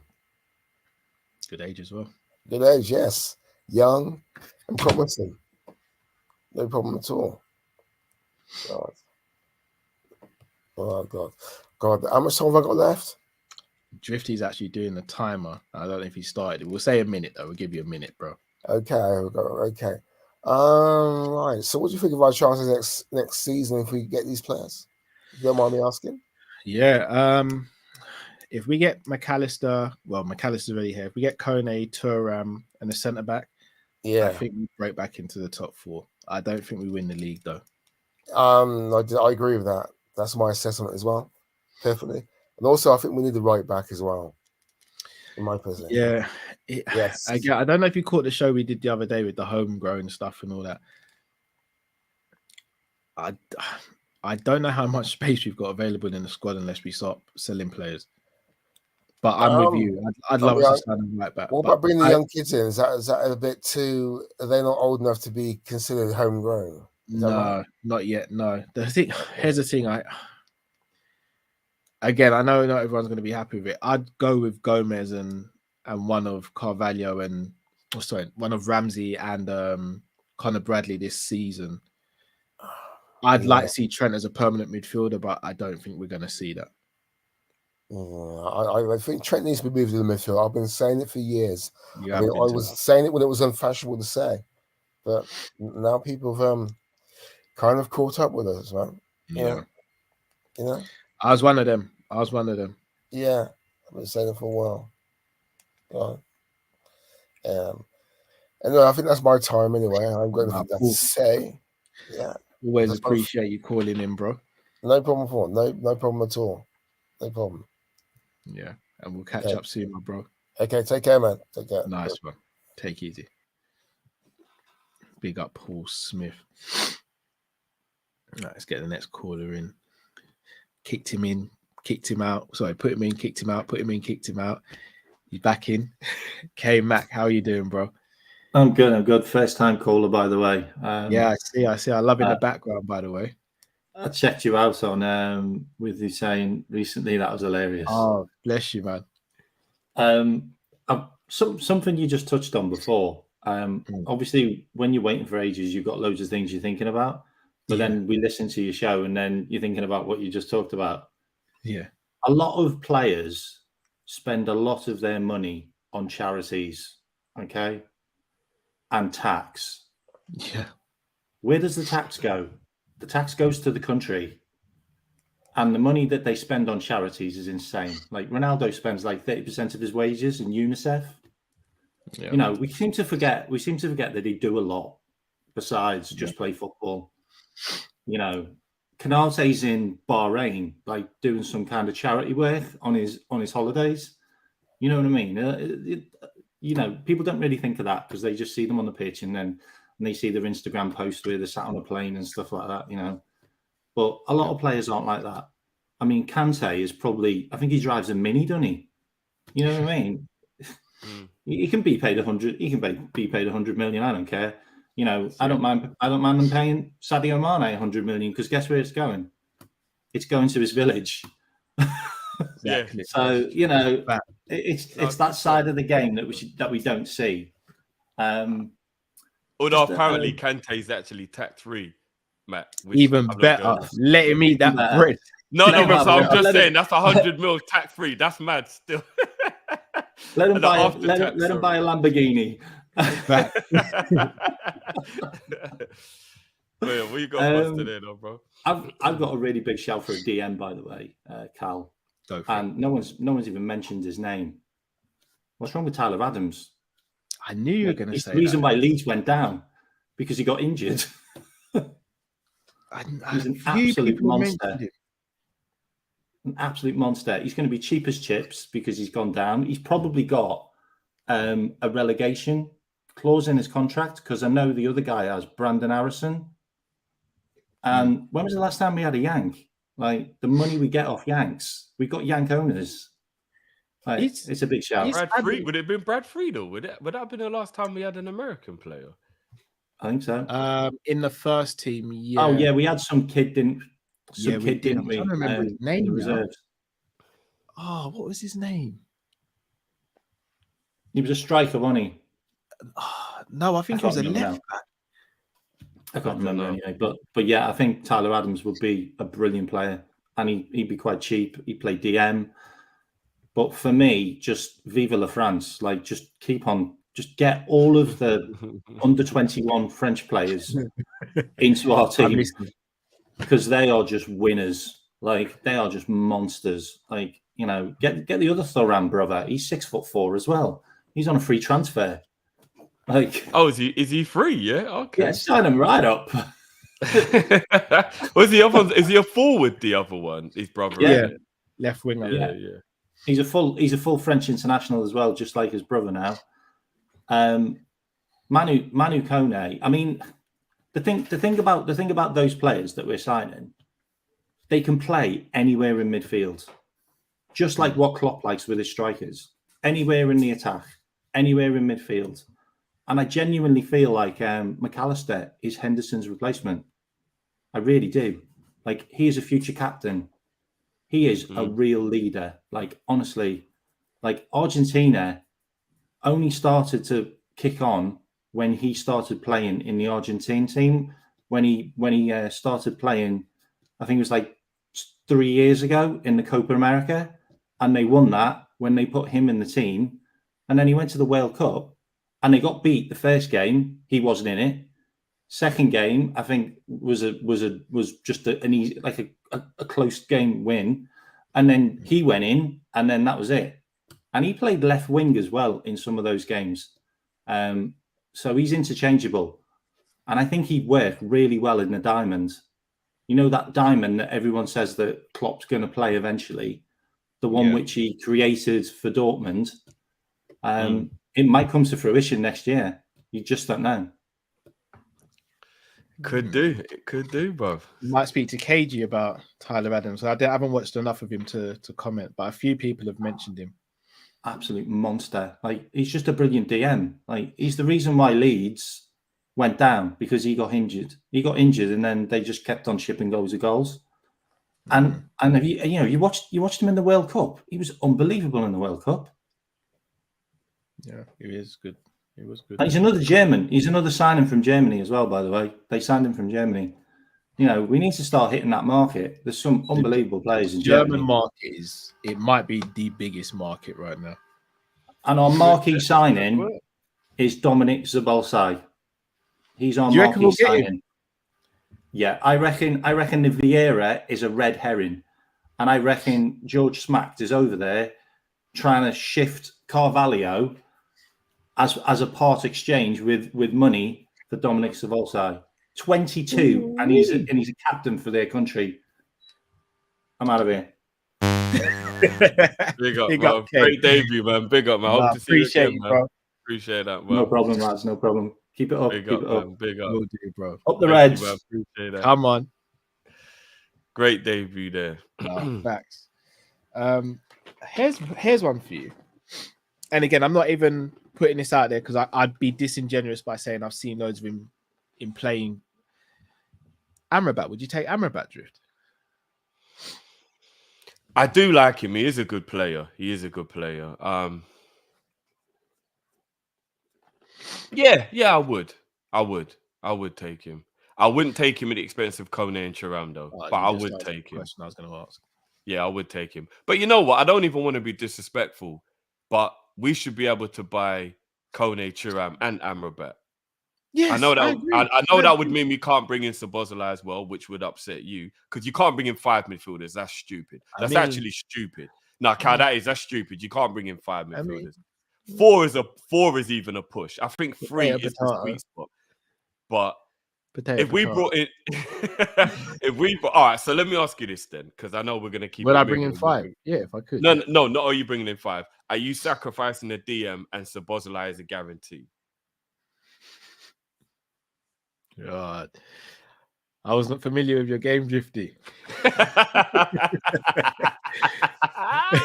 are you saying? Kefram, Kone, McAllister, Szoboszlai, but no DM.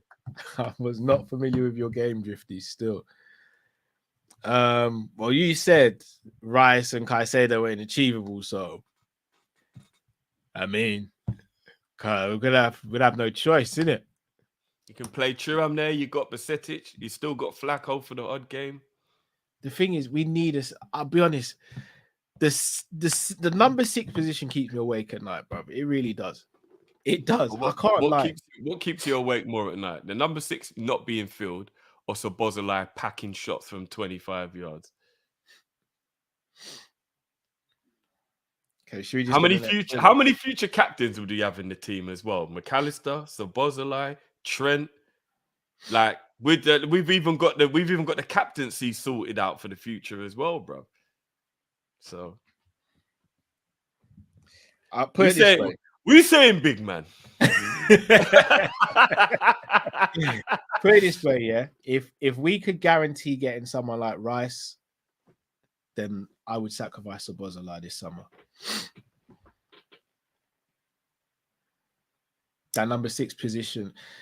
Look, it's not glamorous, but that position gets you. It gets you a trophy. It gets you a Premier League. If we sign Declan Rice alongside Kone, Thuram, and McAllister, we win the league. We win the league.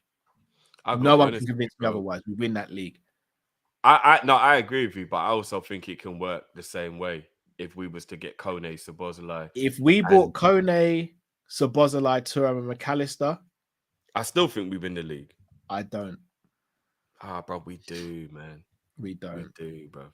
We'll intimidate the Ross out of everyone, bro. We don't win the league. We come close, but I don't think we win it. I think we do. Plus, we're still forgetting about centre back as well. No. We buy centre back on both occasions. I'm just talking about the midfield because you can't buy 5 midfielders. That's crazy. You can't. It would be the stupidest thing in the world. I don't think it would be, but given our situation, it can't work. But I want to lift that Prem again. I really do. I hear you. But yeah, I don't know. Let's bring in our next one. He's been waiting patiently. Pete and Bruno. Again, guys, apologies. You know, I did set the rules at the beginning. You know, you're our guys. We love you lot, but we have already filled the quota with the people to come on today, guys. So I know you lot just sitting in the back, waiting around, guys. So hopefully you understand, and we'll see you next week, guys. Right. SG, what's up? My God. What's happening, bro? By the way, can you hear me? Because yeah, we hear you, bro. Yeah, we can hear you. Cool. So oh no. Come on. We got not that one. Yeah. That was Cal Sparrow. Sorry, hold on. Yeah. What's going on, bro? Yeah, all good. I mean, you know what I like to talk about usually are just the clean sheets.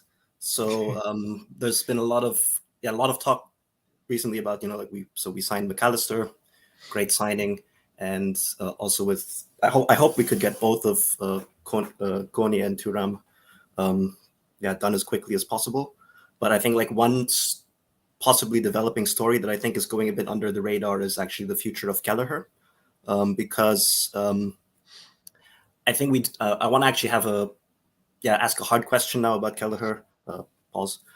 Because I do think that while he is he's been really, really good as a number 2 for us, for the sake of his career and for like the future of the club, do we really see him eventually taking the mantle from Alisson or so at some point one day? Because I'll be honest, I think he may have the potential, but in order to actually really see that, he can only get better if he does get games. So ideally, I would like to see Kelleher maybe go out on loan at some point throughout his career with Liverpool. I do hope that we get to keep him.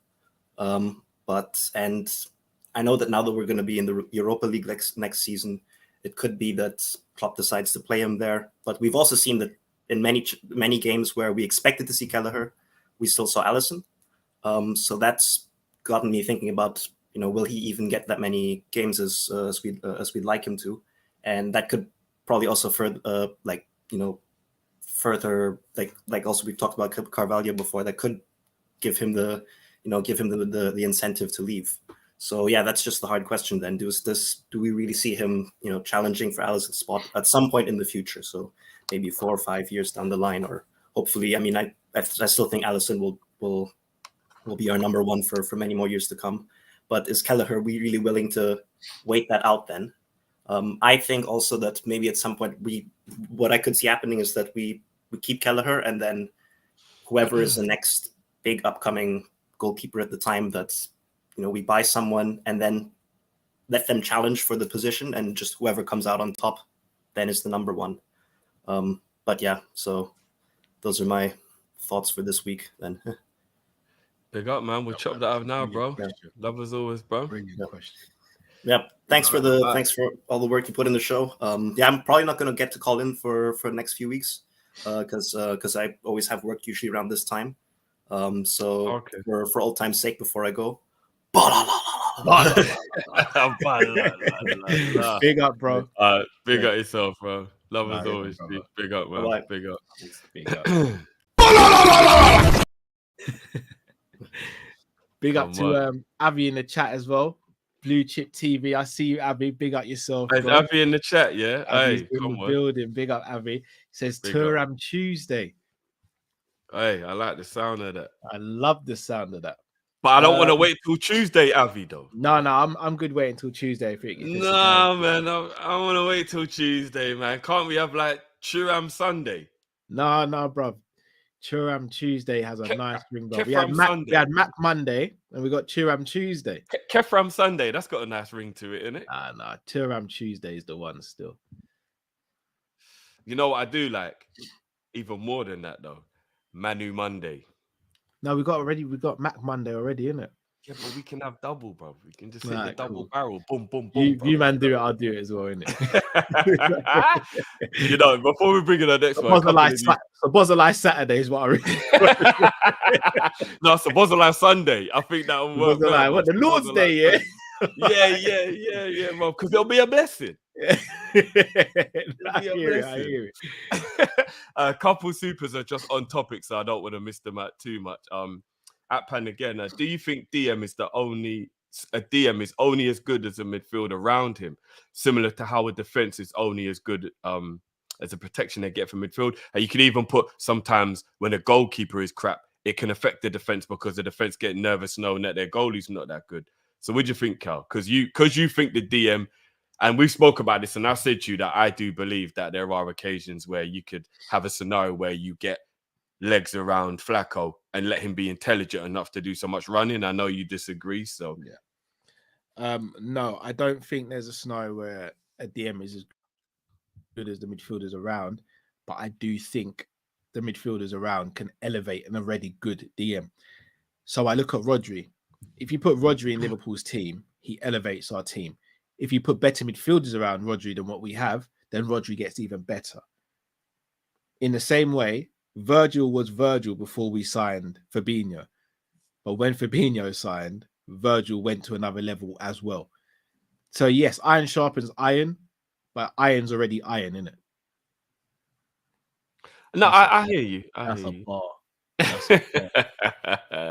If Sadiq's in the chat, I know you must be proud of me, Sadiq. That's a bar. Sadiq's in the chat. Sadiq. Okay, but what I will say though is that there are occasions where you can be a baller and you do get dragged down by having the dross around you, and it can be literally a case of no matter how good you are, it's hard to elevate yourself around poor players. But we see it all the time. Enzo's the perfect example, bro. No, like, at Chelsea, he's absolutely dog shit, bro. Oh, I disagree. He hasn't been amazing, but he's not looked rubbish at all. Bro, did you watch some of them games? He's looked like a bright spot. No, I'll be honest. Enzo for me has looked like a bright spot. Bro, I think he dyed his hair back to black because he didn't want to stand out anymore because it was making it more obvious, bro. I'm not even joking, bro. I still rate him. He's an absolute baller, but and this one's for you as well, Cal, because this is what you said. All right, so can I caveat this? Rice over Caicedo for the 6, but Caicedo over Rice for the 8. Okay.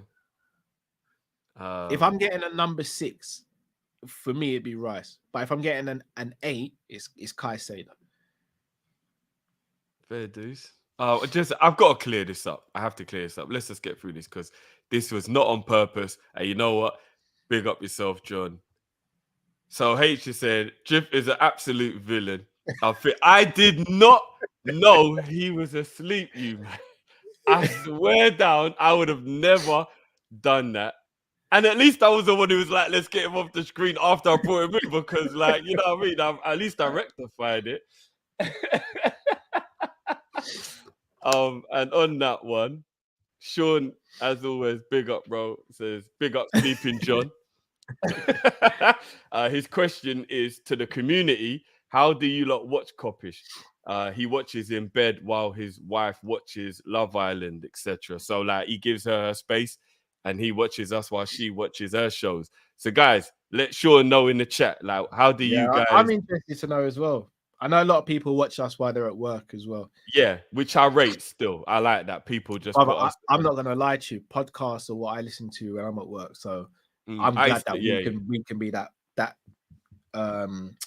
channel that people can help get through their shift and stuff. To be honest, 100%, I agree. H says that is a Kop-ish classic already. Jonathan! And H is the villain. Yeah. Says Manolo walk. Oh man. No. H is the villain. No one can tell me. H has been the biggest villain for time, bro. I know, but he called me the villain, you know. H has been the biggest villain for time. H has been the biggest villain for work.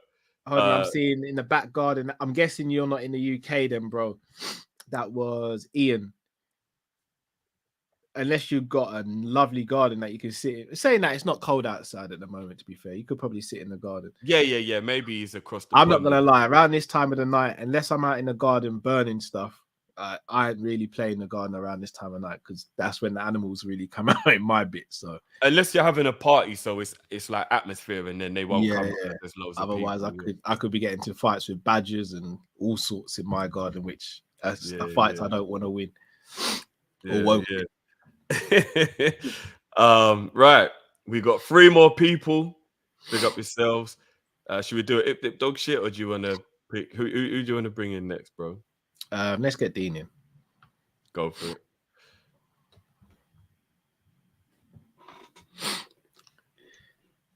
Dean with the locks. Hey yo, what's happening, bro? I've been looking like Offset. I've been looking like Offset. Migos. I'll tell you who you look. I'll tell you who you look like, bro. Hello, here we go. Yeah, man, I'm getting looked. I'm gonna start twisting now, bro. How are we doing it, man? I'm gonna start twisting now, bro. But I'm 5'9" though. I'm not that tall. I'm like 5'9" though. Oh, okay, yeah. Them man are built different. Yeah. The man are tools. Yeah. That's what you call DNA, bro. That's what. Athletes, where you go from, like though, bro? Hybrid. It's like they were made in a laboratory or something. They were, bro. Turam's one was made in a lab, 100%. I'll say it. Otherwise, you guys are good. Yeah, man. Bless, man. Bless. Yeah, man. Yeah. I want to say a few things about the transfer window and everything. Because looking at last season, I think we still have it in us to challenge and win the league. If it's all gonna come down to Klopp, is he gonna adapt to how football is being played now? Signing, I mean, seems like we're getting the right players, but I feel like we still need more in terms of backup for Salah, or somebody, not a backup. I think we need to sort of move on from the notion of buying backups. I think we need to move to sign challengers. Somebody who say, if you're not playing well, I'll come on and I'll change the team.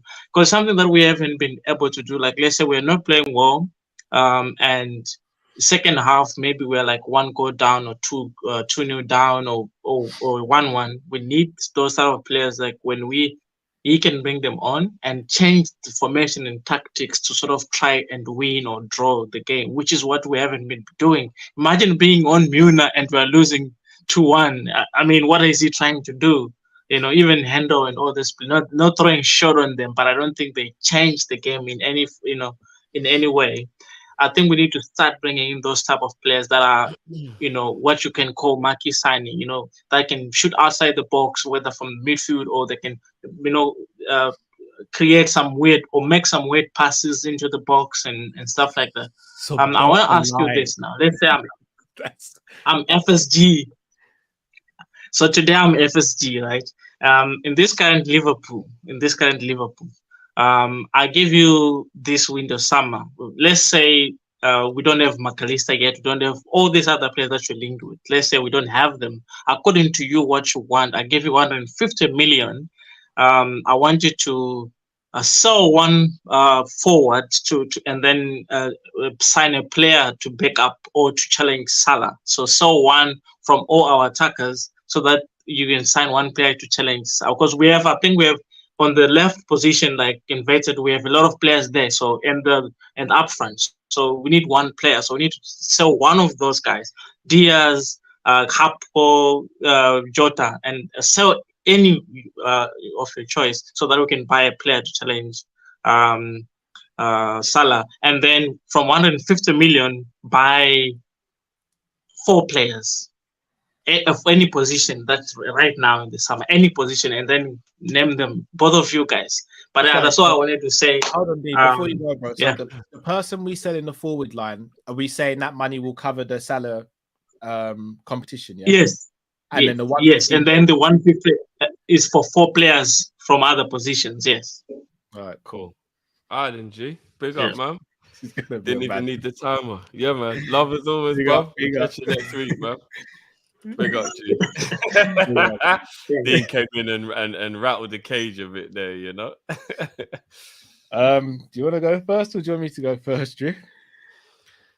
You lot are going to think I'm cheating here, right? Oh, here we go. I knew it, but when I saw you smiling, I knew there was something going on. No. I'm not cheating as in like the money or anything. I would actually be making the same signings that we are about to make. Honestly. So I would actually buy Inacio, McAllister, Thuram, and Szoboszlai. And I think I could get all 4 of them for 150. All right, so Mac was 35, Inacio's quoted at 35. Yeah, Thuram's quoted at 25 to 35. No, Thuram's quoted at 40. No. Oh, no, sorry. Kone's 25 to 35, isn't it? Yeah. All right, so even 40. So that's 4, 8, 12. I'm on 12. You're on 120 now. I'm on 120. No, you're on 110, sorry. You're 110. 110. I could get Szoboszlai for 40. You're mad, bro. No, I could get Szoboszlai for 40. No, you can't, bro. I'm a hard negotiator. I could get Szoboszlai. You can't get him for 40, bro. But I heard 50 is like I could get him for 40. You can't get Szoboszlai for 40, bro. Nah, man, I could, man. So Szoboszlai is going for between 55 to 65, if we are lucky. All you're doing is telling me we're not going to sign him by saying that. But I heard 50 is what it's going to cost to get him. For Szoboszlai, you know. All right, I've got to take Szoboszlai out then. What a rotted cheek, bro. Szoboszlai. Fully sod. I could get Szoboszlai for 40, you man. Can't, Bob, not in a Bob. You couldn't even get that for Szoboszlai on Football Manager, bro. Oh yes, I could, bro. No, you couldn't, bro. Oh yes, I could, bro.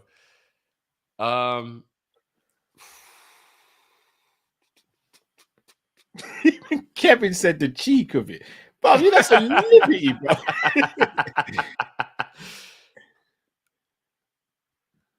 Kone then. Cool, that's better.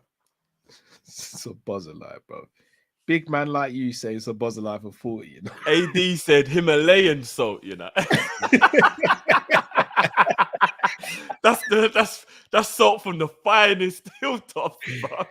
Hold on, no, you haven't answered the question. Which forward are you selling to bring in a replacement? Or sorry, competition for Salah. Why didn't you forget that part? Because I've written it down, bro.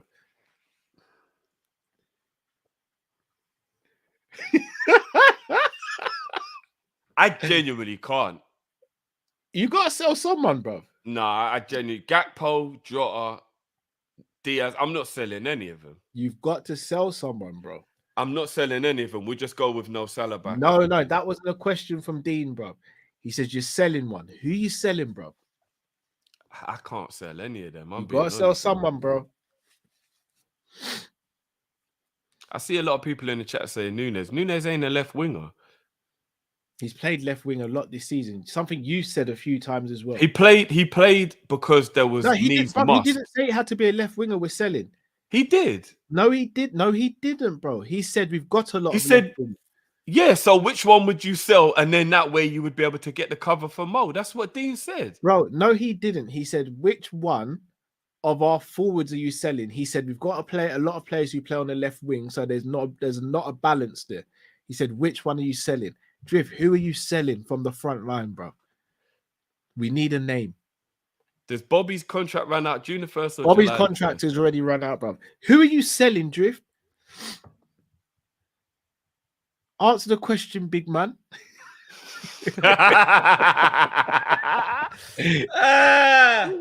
Who are you selling, bro?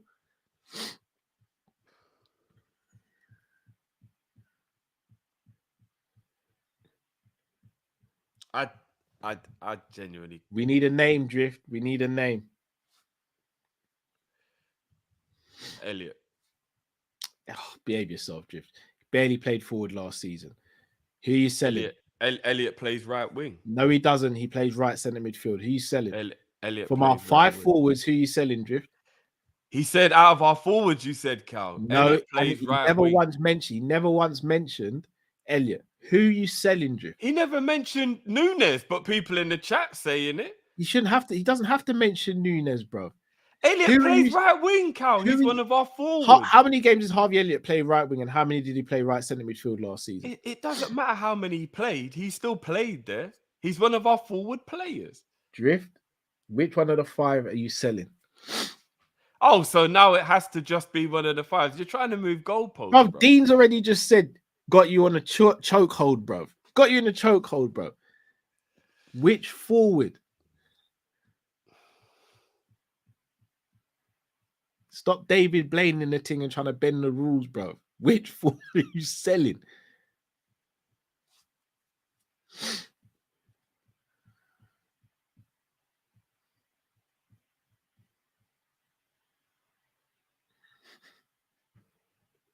I'm not selling any of them. You gotta sell someone, Drew. I'm not selling any of them. I'm not, and it wouldn't be Nunes. It wouldn't be. I know a lot of people. I'm not selling Nunes. I know you're not. So we need to know who you're selling. I'm not selling Jota. I'm not selling Diaz. I'm definitely not selling Diaz. I'm not selling Gakpo. So you've got to sell someone then. So you're selling Salah? I'll sell Salah then. How can you sell Salah to buy Salah's competition, bro? You'd rather sell Salah than it. No, wow. You see? How comes I'm allowed to break that rule? I only said that to see if anyone cared about the rule breaking. Where's everyone going? No, that wasn't the rules, Drift. Oh, so everyone just wants to see me have to. No, you're selling Salah over the others. Of course not. That wasn't even the rules. The rules were it has to be Salah's competition. So that wasn't even the rules. But why didn't no one say anything about the rules? Who are you selling, Drift? You keep on skirting around this. I'm not selling any of them, man. I'm not selling anyone. I'll answer the questions then. It's obvious who you're going to sell. This is easy for you. I'm selling McAllister for 35. Sorry, I'm buying McAllister for 35. I am buying Kone for... Sorry, I'm buying Inacio for 35. Kone for 30. So what's that? 7? That's 100. So I've got 50 mil left.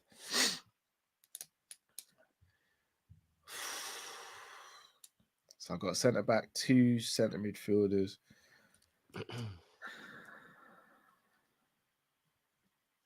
I need someone. I either need a DM. I need a DM, but I don't know who for 50 mil. There ain't one, bruv. Ugarte is just over the 50 mil mark. Hold on, Cal. Why didn't you buy A DM first. Because I can't think of one off the top of my head. Fair dues. It has to be realistic as well. No. You could have paid 100 mil for Rice. Rice ain't gonna go for 100 mil though. We know that. No, I actually think he'll go for 90. I think he'll go for 90. But I'd leave him with 60 mil. Yeah. So can you fill the other 3 positions with 60 mil? All right. So let's say I go right. I reckon Rice will go for 80. No, I think 90. I think it'll be 90. Can we meet in the middle at 85? Now who's cheating? Go on then. No, but there's no specific price. All right. So Rice 85, yeah. So what does that leave me with? That leaves me with 65. Yeah. I'm gonna get Evan Ndika on a free. Nah, fuck off, Cal. Let's not try and do those freebies because that's cheating, bro. How is that cheating, bro? Because you said you have to spend the money. You're not spending money if he's free. I've got 65 mil left, bro. I'm gonna spend the money. Believe me, I'm gonna spend the money. FSG. That is cheating. Hey, Dean, referee. I need to know whether freebies are allowed. You've not even sold a forward, bro, and you're calling me a cheat, bro. I didn't know we was allowed to put freebies in there. He said, who would you spend the money on? Yeah, and I'm spending it on a freebie, bro. All right. So Ndika covers centre back. I've got a centre back. I've got a DM. I've got 65 mil left to play with, right? You do indeed. You got to buy 2 players. Some people are saying Ndika's actually completely moved to Roma, so technically he's not free anymore. It technically hasn't. I mean, technically let me check that out. Actually, go on. But go on, I'll let you run with it anyway. I mean, I'm not doing anything wrong at all. Like, I don't understand why this is a thing. I'm checking as well because I don't want you trying to chief me out of this. No, I'm not gonna lie.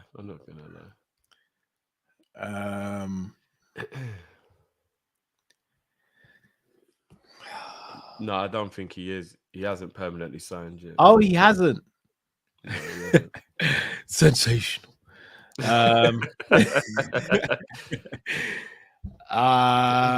else am I gonna go with then? I've got 65 to play with, right?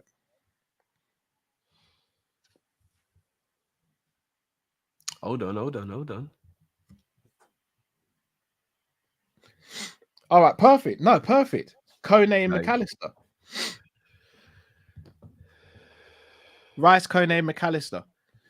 Kone 30, McAllister 35.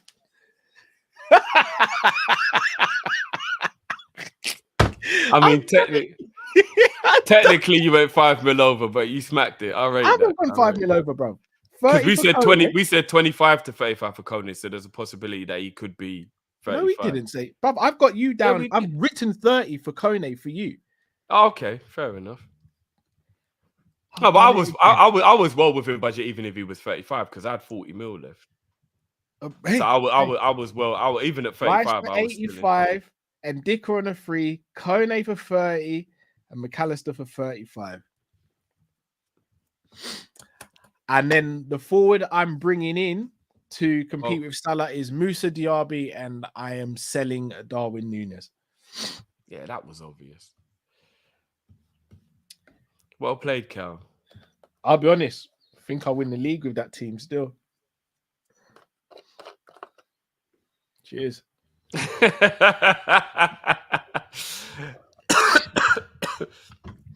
Right, let's bring in our second to last caller. You there, bruv? Zlatan. Dare to Zlatan. Sleeping Beauty. I had to do it. Poor John. He's a sleeping beauty waiting for you. His princess. What's going how are you on, guys man? doing? Not too bad. Not too bad, man. Bless, man.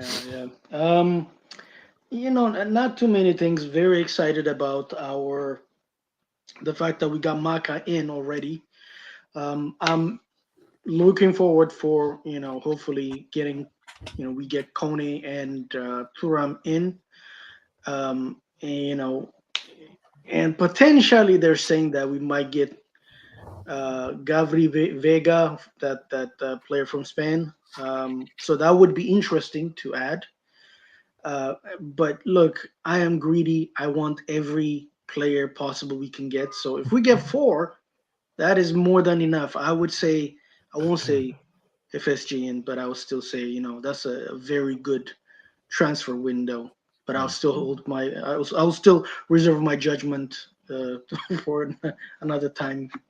In terms of, I don't know if I have any question for you guys, but by the way, I don't know if you watched Colomani, but he looks like the type of player that is quite similar to basically Mbappe. Not Mbappe exactly, but he has that quality. Like he has the pace, he has the power. He can play all the 3 up front, and on the left side on the wings. If the question that the previous caller asked was available to someone who can play, he can be the backup, I would have picked him, as Colomani would be the guy to challenge for Salah's position. Okay. I'll have to have a look and see how good he's both, because I've never watched him. He doesn't really play on the he plays on the wings, or he plays striker. I think that's usually that's plays what left he does. or center though, isn't it? Yeah, pretty much, yes. But yeah, by the way, I'm going back to my avocado farm, because I just retired on Sunday. Congrats. As you can remember, big up. Zlatan retired, so oh, okay. You nearly had us there. You didn't get it. Yeah. Well played. Yeah, yeah. So well he's going to his what do you call it? Avocado farm, because he's basically, they copied Zava from, like, Ted Lasso. They copied his character from Zlatan like 75%. So I'm going back to my avocado farm. But yeah, so I think overall, I think I'm excited, and I hope that we will fulfill our potential of being able to challenge for the title next season.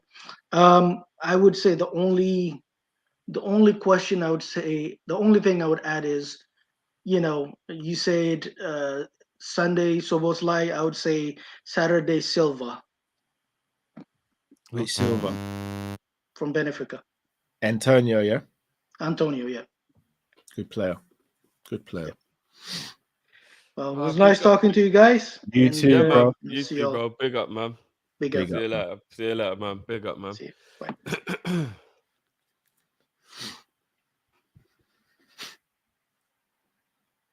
This is 100% fact, Tron. Big up yourself, Tron. See the little pattern emerge still. And said 40 for Zabozalai, Big man Zabozalai for 40 mil.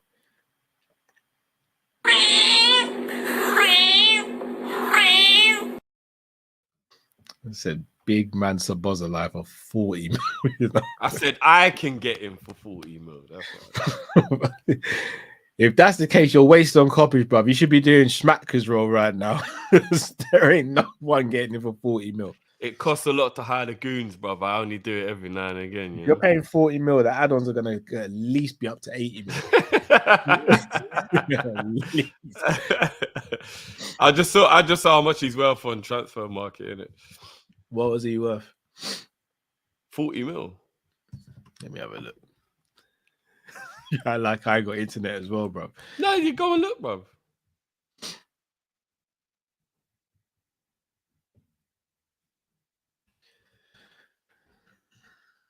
Oh, you're right, Drift. One thing you know, I'm not a liar. I might bend the rules, but I don't lie, bro. Hold on, let's see. Let's have some fun with this. So, Declan Rice was 80 million euros as well.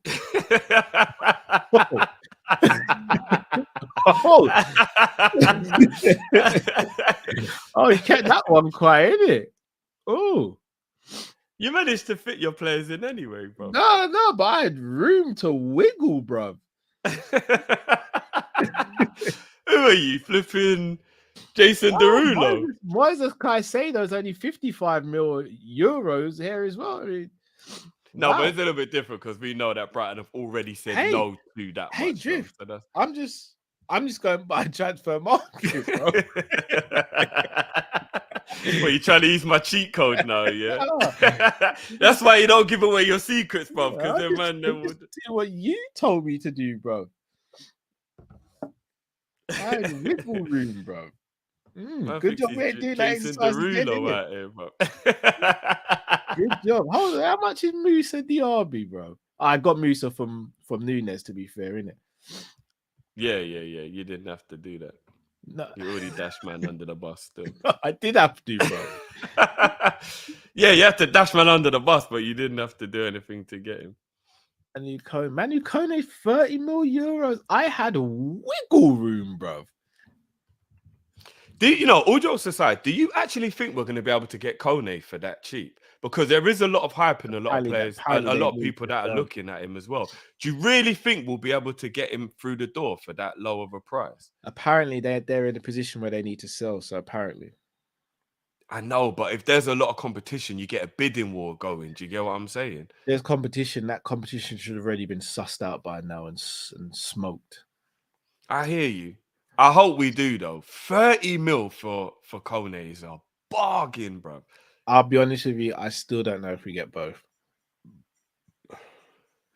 I know, but I'm gonna just keep the faith. We're getting Kefram in first because we've got family ties with Gladbach. So anyway, right, last caller, absolute legend, Uncle Albert. What's going on, bro?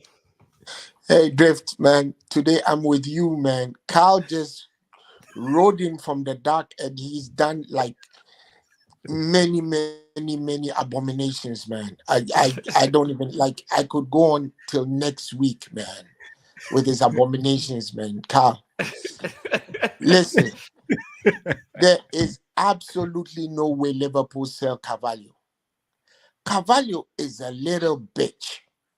And when I agree with Klopp on something, damn, we are right. Listen, let's track back because some of us are retired before Zlatan, right? At the beginning of the season, he was giving him game time. Remember?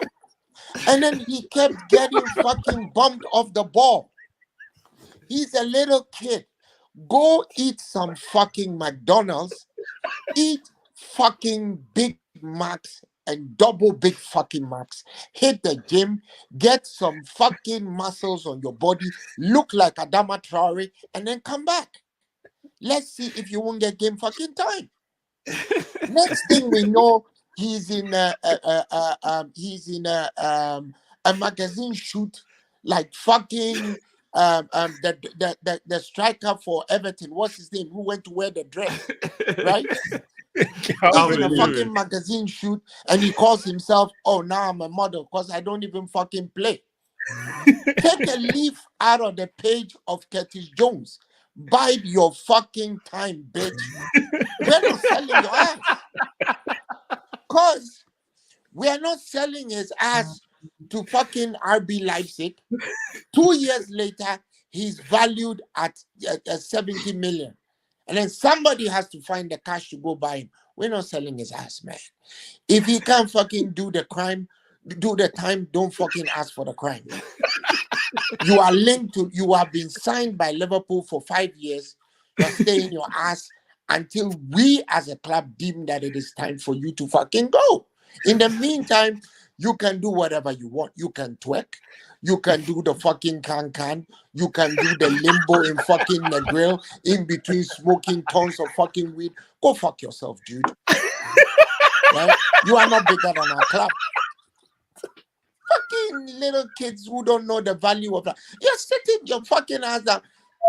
Do you fucking know how much some of us who have worked for 30 years get as a retirement package? You're being paid fucking 25,000 euros to go feature in a nightclub and screw all the finest blondes in fucking Merseyside. You won't shut the fuck up and stay there. Shut the fuck up already, man. You're pissing me the fuck off.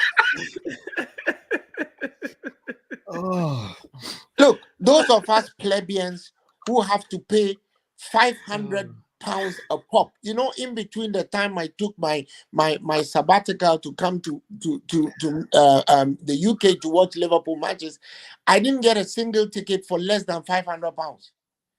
We have to pay that, right?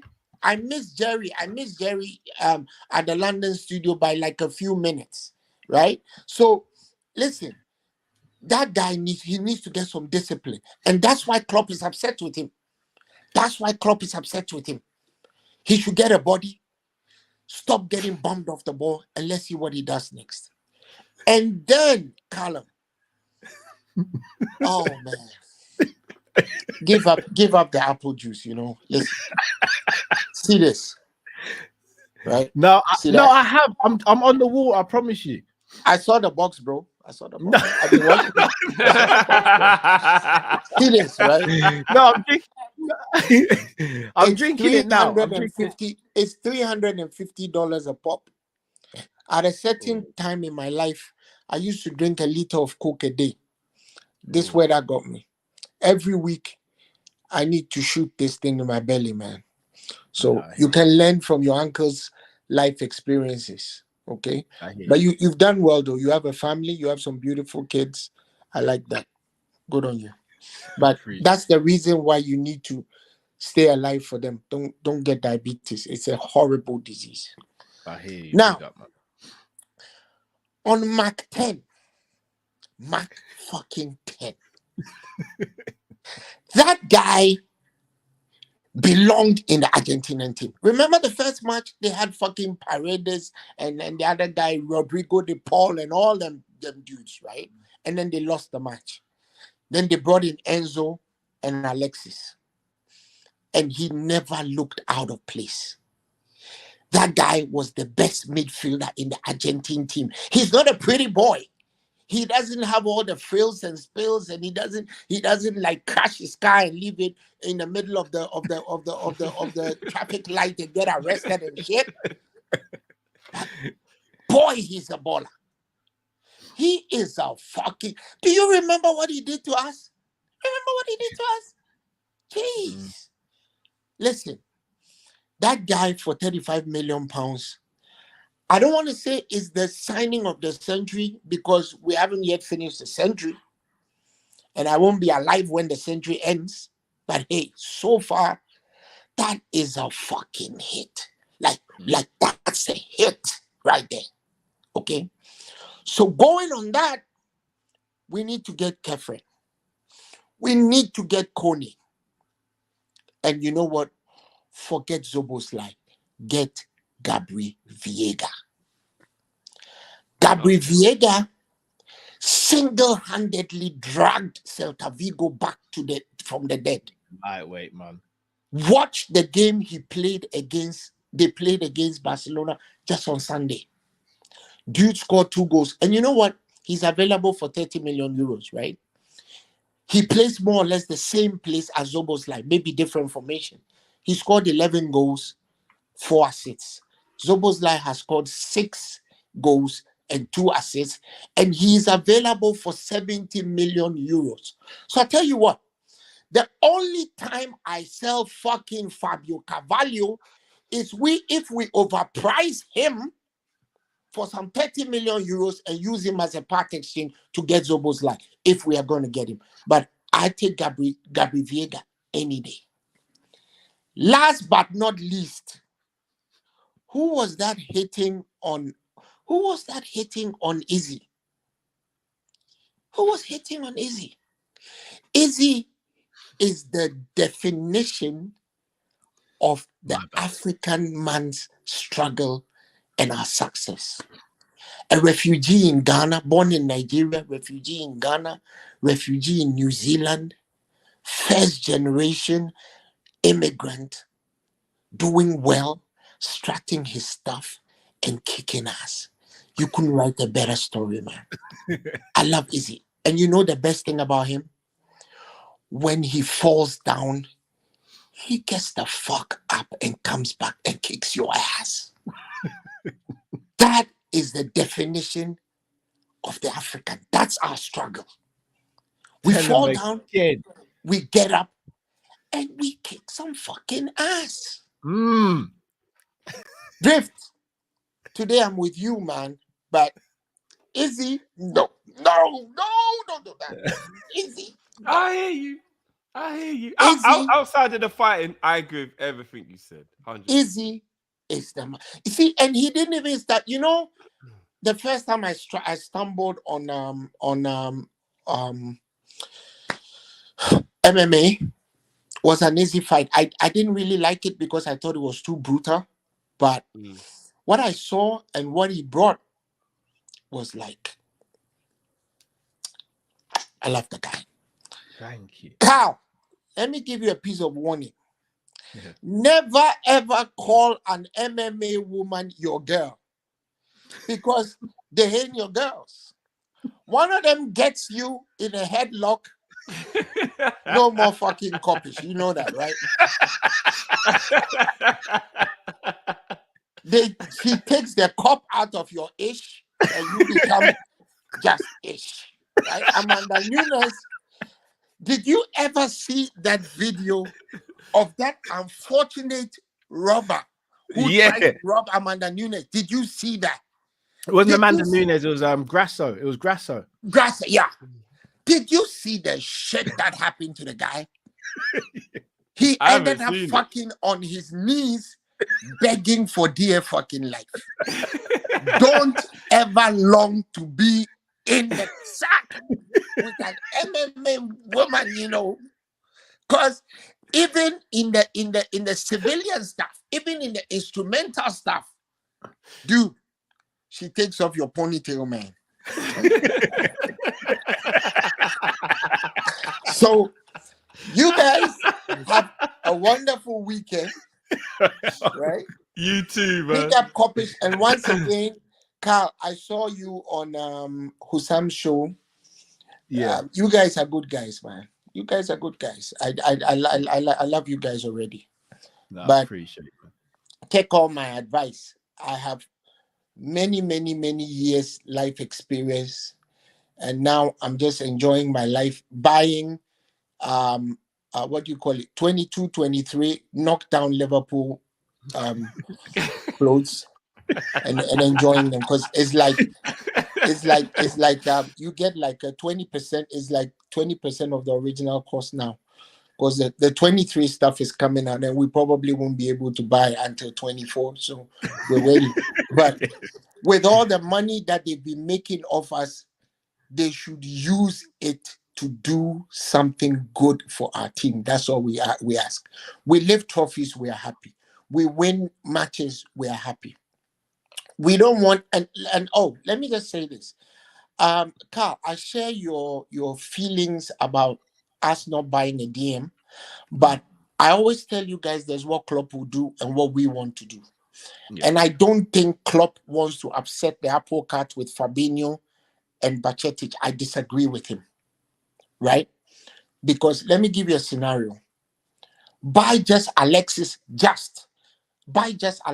Caicedo. Buy just them two. Most of our problems in the middle is solved, right? But he doesn't want to do that. He still believes in Fabinho. I don't know what is wrong with him. I'm not making the rules. I'm just playing the game. And somehow he still thinks Bacetic is going to come on stream. I disagree, because I think Bacetic, with too much load, that injury he has will keep recurring. And every medical person I've spoken to about that thing says the same thing. They all can be wrong. So, another person that we unfortunately need to be looking to move on, although I'm not going to complain if we don't, is Thiago. He earns too much and he contributes too little. So there we have it. Let's big ourselves up. Let's give ourselves some encouragement. Next year will be better. Let's hope next year will be better. But we need to be aiming to challenge Man City. Challenge them. If you're not able to usurp them, that's fine. At least you come second. But we can't start the season aiming to be top 4. Top 4 is not it. Top 4 is not it, bro. It's not. So, Drift, today I'm with you, man. You won Friday night fights. Love as always, man. Enjoy your weekend, man. Take care, bro. Love. Bless, man. Bless, man. See you later, man. Yo, we saved the best till last, man. Oh, he's a legend, man. I love him. Yeah. He's a legend. Oh, man. Call Carvalho B, you know. Oh, his delivery is second to none, man. Brilliant. You know what? The Besetic stuff, maybe the injury is something we really do have to worry about for real. It is. Yeah, maybe he needs a year off then, maybe to just make sure that is fully healed. And yeah, I don't know, but can't afford. Boy, I don't know. I just keep him a year off. No, I mean a year off as in like just keep him in the reserves, let him play minimal football, like no pressure, no stress, that kind of thing. So who's our DM for the season? Well, we'd have to buy one or make sure it is Kefram and he's playing in there. Flacco is still capable of playing in a lot of games, you know. I think it's very disingenuous for us to say one bad season means like he can never play for Liverpool again. I've definitely got faith in if we got a better midfield, Flacco fits in and easily plays against loads of teams. Maybe you don't play him against City or Arsenal or do you know what I mean? But who do you play? Well, then you play Kefram. No, you're better off playing Kone as a 6 rather than Kefram. Either or, bro. Either or. We'll see anyway. Let's get these guys in the door before we start acting like where they're going to play, because this might all be what FSG always do. They give us all this hope and then McAllister's the only one we actually buy. That's such a typical FSG move, bro. So let's just hope. It's a Liverpool move. I can't say that's FSG because it's the publications and that's drumming up the interest. And then we blame the owners. So yeah, I mean, but you know. All right, big up everyone. Make sure you smash that like button. Gonna hit up a couple of these last supers. There's a good show tonight, man. I enjoyed it. H says Naby is Coolio from Gangster's Paradise. H, man, he's gone now, bro. Let's let him ride off into the sunset, man. H is savage. I'm not the villain. H is the villain, I'm telling you. Jay, Cal, you wouldn't accept a random 6. No, I would. I think you can vouch me on that, Drift. I actually would. It depends, bro. No, let's be real, Drift. I was screaming about pause. I was screaming for us to get Kone last season. No, but I still wouldn't call him an unknown. Kone wasn't unknown. Like basically, Jay said if we went to like the Brazil league and like bought a player nobody has any clue about, would you be all right with that? Like you don't have a clue who he is. No, I would be. I would be until he does bad. If he comes in and doesn't perform, I'm allowed to be upset with the signing. Yeah, no, but I mean, the actual expectation of the signing, you would be all right for being a complete unknown for like 8 mil from the Brazil league. If it was unknown, but I was able to see that this player was of quality. There weren't even videos of him.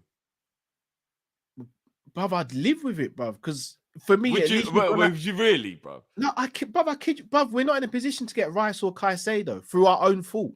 Yeah, but we don't then go and get somebody who might be an absolute nobody. Why is that an issue if they're a nobody? If they're good enough, if they got the talent?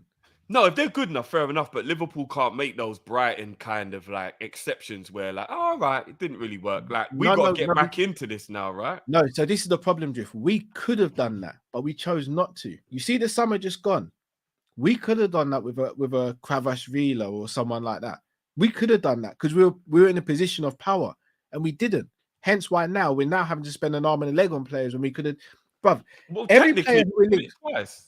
Carvalho was in a place of power when we got Carvalho and was in a place of power when we got Elliott, bro. So technically we did go and get 2 young, relatively unknown. And we were all happy about it, no? No, but look how it's ended up where we kind of feel like they're not really good enough. That's what I'm saying. No, I never said Carvalho's not good enough. I've never said Elliott's not good enough. I just don't know where they right now. I don't think they're good enough right now. No, for me, it's never been an issue of their talent. It's an issue of where they're playing in the team.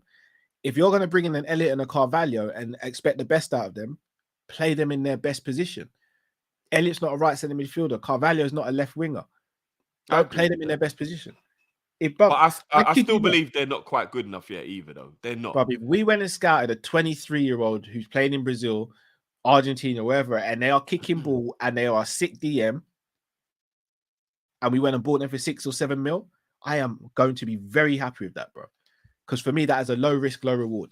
Sorry, low risk, high reward potentially. And if it doesn't work out, it's 6, 7 mil that you can afford to flush. What I don't want to do is go and spend flipping. It's going to sound. It could be a season wasted, though. It could be a season wasted. If he is a flop, though, it could be a season wasted. But I'd rather take a chance with a £6 or £7 million DM that the scouting network have deemed good enough than risk it with Fabinho for another season. Fair dues. Jay's back again. Says if we finish third, but we win the Europa League and the FA Cup and the League Cup, is that a good season? 100%. Yeah, I'm good with that. That's a phenomenal season, Jay. That's a cup treble and Champions League football either way because you get it from the league position or winning the Europa League.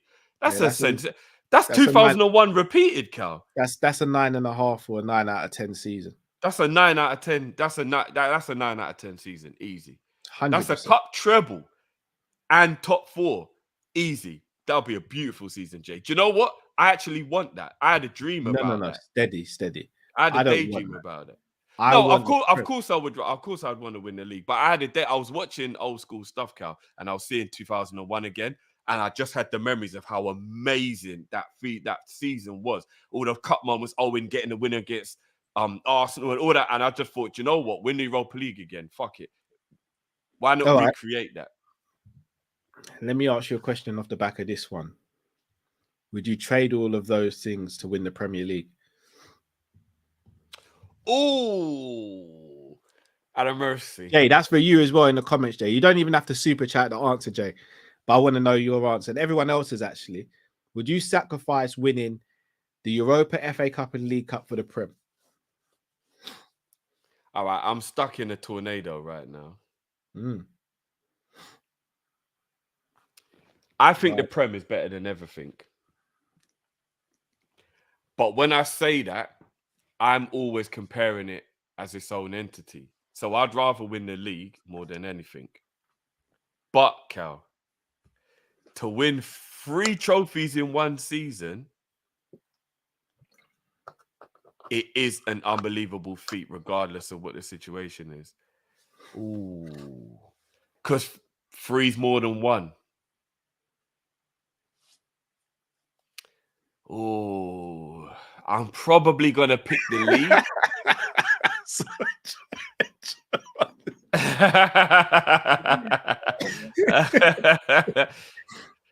I'm probably going to pick the league, but I'm doing it only just. I'm not going to lie. The joy of winning a treble, it is amazing. I remember 2001. It was such a good feeling, bro. I was quite young then, but I remember it. It was such a good feeling. Shall I tell you what I've never had the chance to do? Never had the chance to go up to Liverpool and parade that Premier League trophy. Yeah. I hear Number that. 20 as well. For Klopp. Over Pep Guardiola as well. And remember, we can't win the Champions League because we're not in it. Sign me the F up, bro. I'm taking Prem over everything.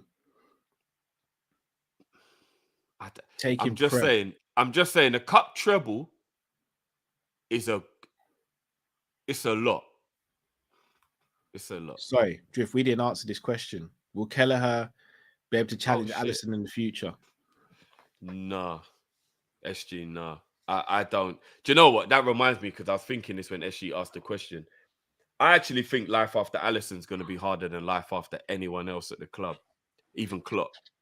You see, when we've actually got to accept that we've got to move on from Alisson, God help us. It depends how we do it. Goalkeepers are very, very difficult to find of a high caliber. I hear, and we've got the elite of the elite. It depends how you do it, though. Bro, I remember a lot of Mignolets and a lot of I remember them days, bro. That's because we're silly in our approach. Let's say, for example, we start to see a decline in Alisson.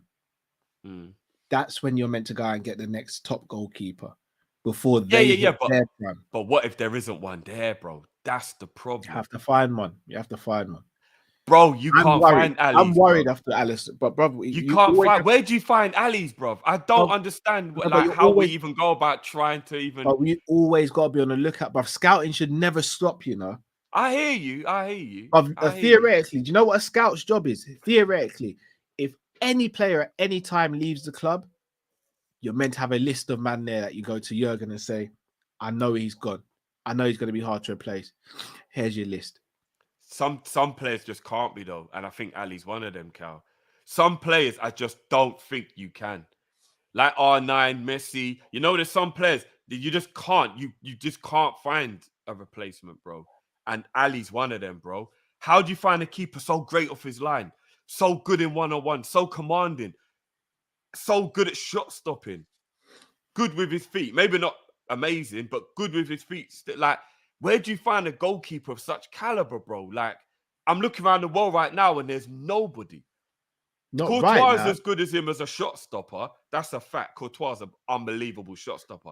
But with the ball at his feet, he's not a good goalkeeper and the distribution can't. Steady. No. Courtois with the ball at his feet is nowhere near Ali. He's not, brother. He's not as good as Ali, but he's good enough. I don't know, man. He's very sus with the ball at his feet. He's good. His distribution for me is the one thing that means that he's not as good as Alisson, in my opinion.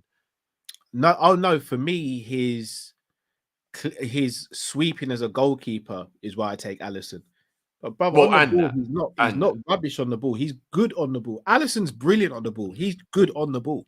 I don't know, man. I don't like Courtois on the ball, you know. I don't. That's just me. I don't know. He's not great. I'm not saying he's great, but he's not rubbish on the ball. I don't know. I don't think if you're playing out from the back, you can have Courtois. Like, if you've got that Man City style football, you can't put Courtois in goal, bro. You can't. Maybe not. I think you'd struggle. As a shot stopper, though, unbelievable goalkeeper. Unbelievable. As a shot stopper, he might be the best. Crazy. He is different when it comes to the shot stopping. Might be the best, bro. But yeah, life after Ali, man. I don't even want to think about life after. But we got the best goalkeeper in the world. It's going to be difficult. Yeah, it is, man. It really is. Jay, Ray Adams had a Boss World Cup, and despite what some may think, he's actually. What does that? He's an actual United States men's national team captain. Raw, you're a G for knowing that. Okay. Oh, is it? Raw, Pulisic ain't the captain, no? Oh shit. No, okay. I think Pulisic is the captain. I think Jay's just saying he should be the captain. Oh, okay. He's the one who's actually doing the leading, basically. Okay. I hear you, Jay. Big up Yafu. Did you guys see? We spoke about this already, bro, but Cal weren't here. Have you seen the training? No, it's not even a training video, bro. He's just playing with his friends, and he doesn't look great when he tries to take his friend on. And now here we go. He still scored the goal, but it's like anyway. Is it on? Where's on Twitter? Yeah, it's not even a training video. I just think he's fucking about with some friends, but I don't. I'm gonna have a look. Yeah, go and have a look. It didn't look great, but, you know, everyone just wants to beat Nunes with that stick that says he can't play and he's crap and Anyway, H says Cal burns his Coutinho tops in the garden.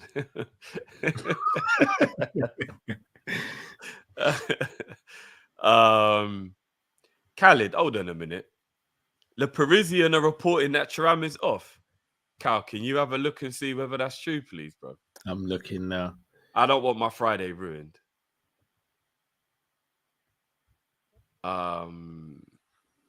LFCJ 20. Aye, big up yourself, bro. Hold on a minute. Happy birthday, man.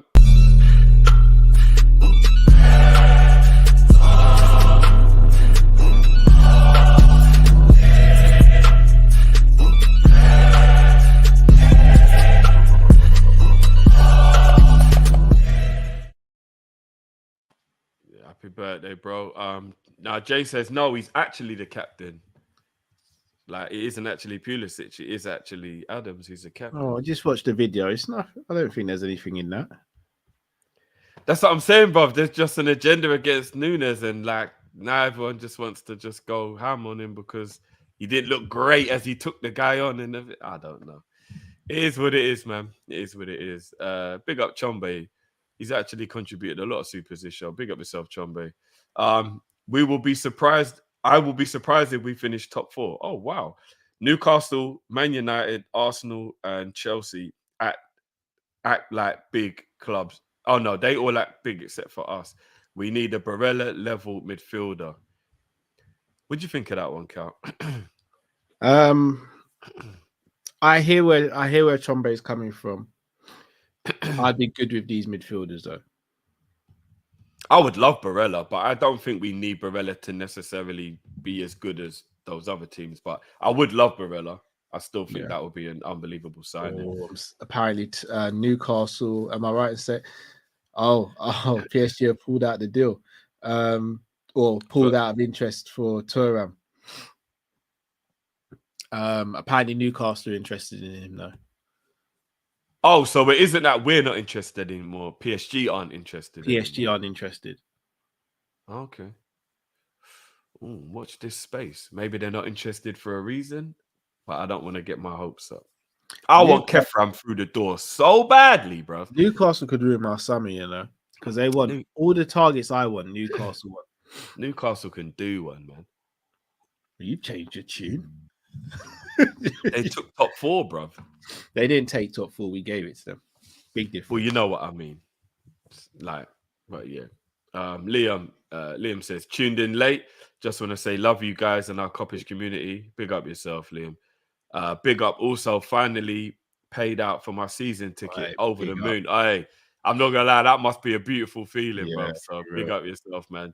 That season ticket is hard to get hold of, so cherish that and hold on tight as well, man. Big up yourself, bro. Tron, I grew up thinking a midfielder should be able to defend and attack. Is that possible in the modern football, or do you have to have a dedicated 6?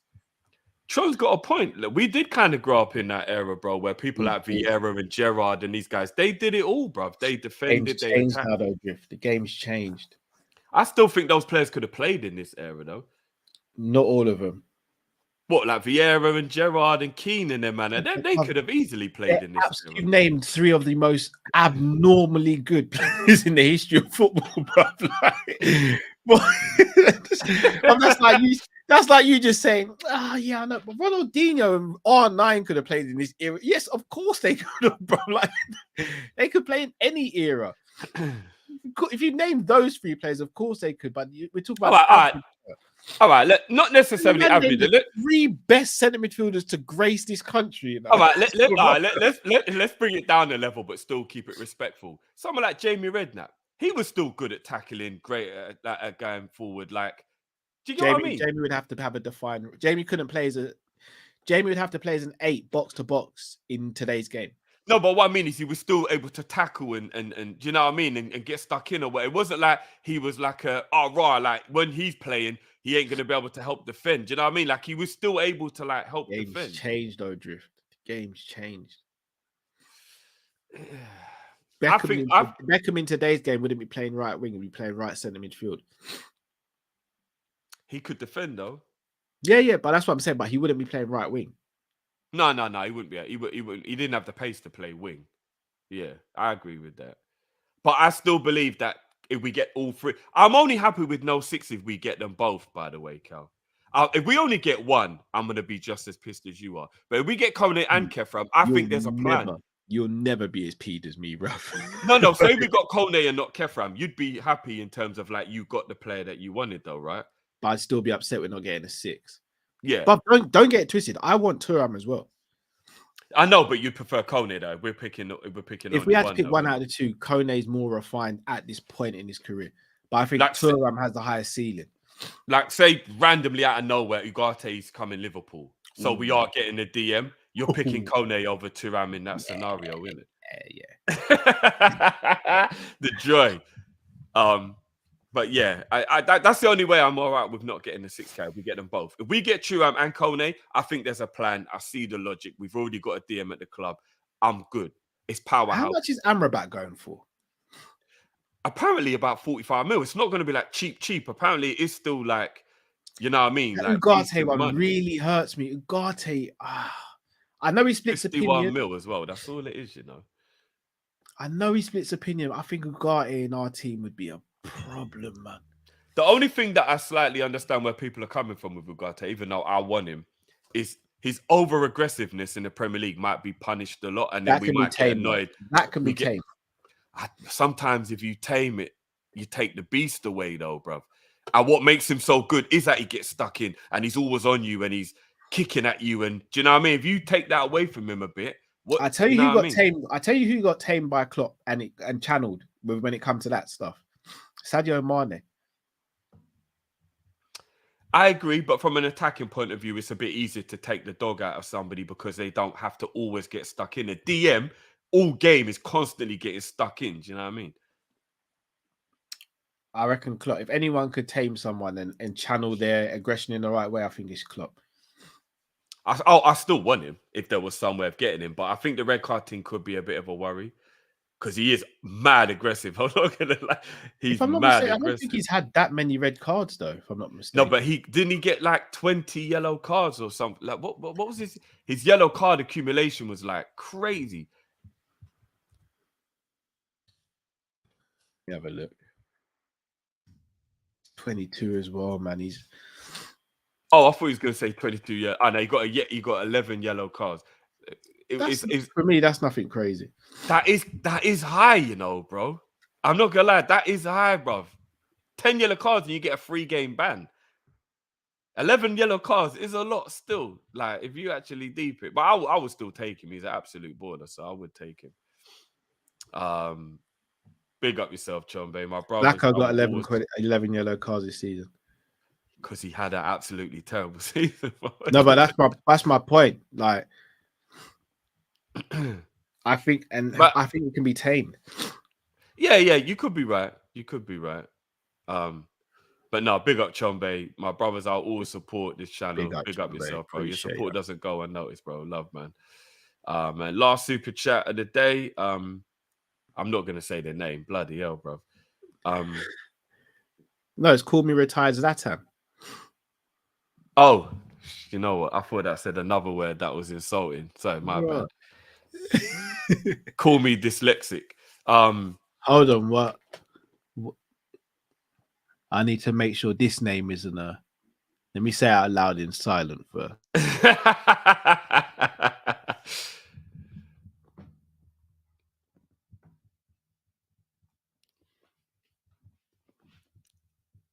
I think it's safe. Let me check to make sure this is a real person first. Go on then. Yeah, it's a real player. It's a real player. Okay, cool. He's an 18-year-old Brazilian goalkeeper. That's a hybrid between Ali and Edison. Okay. 19 as well, I've just seen. Okay. I'll have a little look and see whether we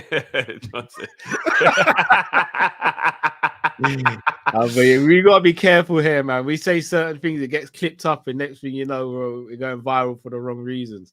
You know what I mean? Tom Mizzy. Oh boy, Tom Mizzy wouldn't do us like that. Gents, forgot to remind on the call earlier, cinnamon buns from home. All day over Cinnabon, Sergif. Chef Kissed and Game Change. Hold on.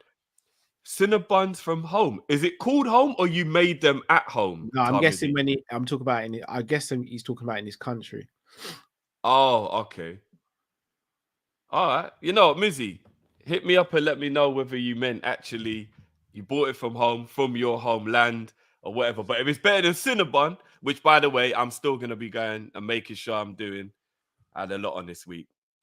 Week was a bit of a madness still. And as Albert said, diabetes is real, and I am actually going to try and cut back. So after this trip to Cinnabon, I'm going to do a weight cut, Cal, and I'm going to go on a diet. Are you going to? Should we document it together then? The weight cut. I'm all right with that. You're gonna have to do a Big Brother thing though, and have the camera on me 24 hours because I might cheat. No,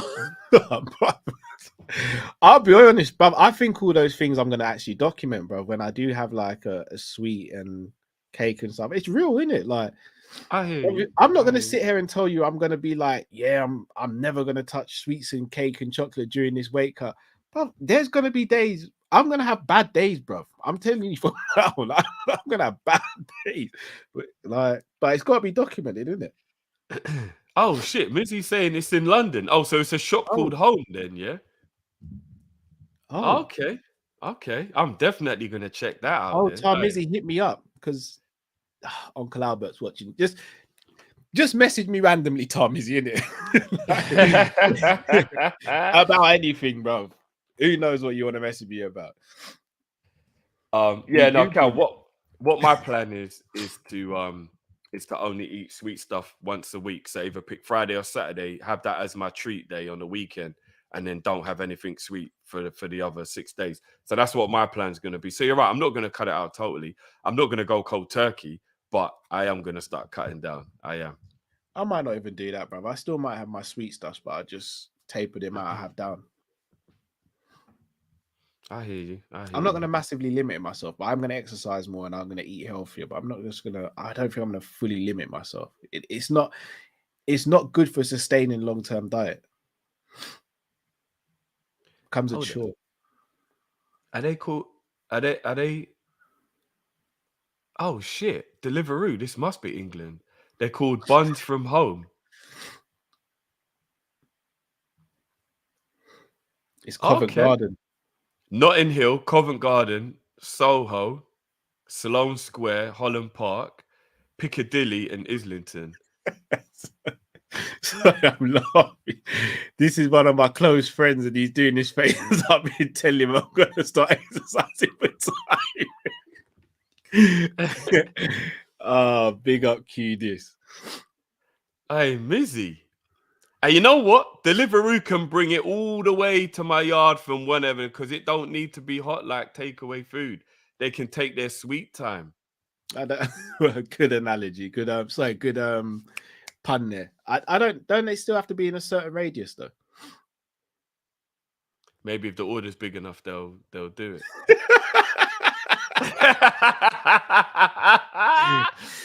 Maybe if I buy the shop. Let's go in it, and then I'll just drop yours off to you afterwards. We just get them to divert quick. Yeah, run it up. But yeah, nah, you know what? Big up yourself, Mizzy. I'll actually check that out. They do look nice. They're open till 9 p.m. Oh shit, they're open to 11 p.m. on the weekend, yeah? I tell you what, I've stopped buying now out of principle, Krispy Kreme. Yeah. Have you seen how much they've gone up in price? Yeah, they're too expensive. I can't, man. Yeah, they're too expensive. I'll be honest, I love them, but I'm gonna start trying to make donuts from home though. Ooh, sounds like a good plan, bro. I'm gonna start trying to make donuts. I'm not gonna lie, £2.30 for original glazed. You should really suck your mum. Let's be honest. Yeah, for one donut, that's mad. I might try and make oxtail pizza next week as well. Still. Oh my days, bruv. Somebody sent me the video of the oxtail pizza. Oh my days, bruv. Told you. Bruv. Yeah, mad thing, innit? Bruv. I'm not gonna lie. Anyway, I'm gonna go eat. Yeah, for real. Same. I'm gonna go eat. Hey Jay, yeah, I did have to think before I said it out loud, but it's a real shop. So. Jay's coming.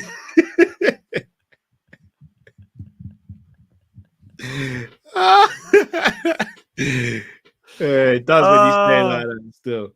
Yeah. But yeah, people, it's been a pleasure as always. Always. Hold on. Oh no, I did read it. I thought I forgot one. Yeah, no, I didn't. Cool. As always, people, big up your damn selves each and every time, and we will catch you on Monday as it stands, unless Kefram's announced over the weekend. So let's hope we're back on. Follow us on the socials. You might see some fun stuff over the weekend on the socials. Yeah, you should already be doing that anyway, guys. Come on, but man. you might see some very fun stuff over the weekend on social. So, Right, yeah, man. All right, man. You want to say anything before we take the people out, Cal? Nah, just bless everyone. Have a fantastic weekend. Stay safe and stay blessed. And on that one, peace.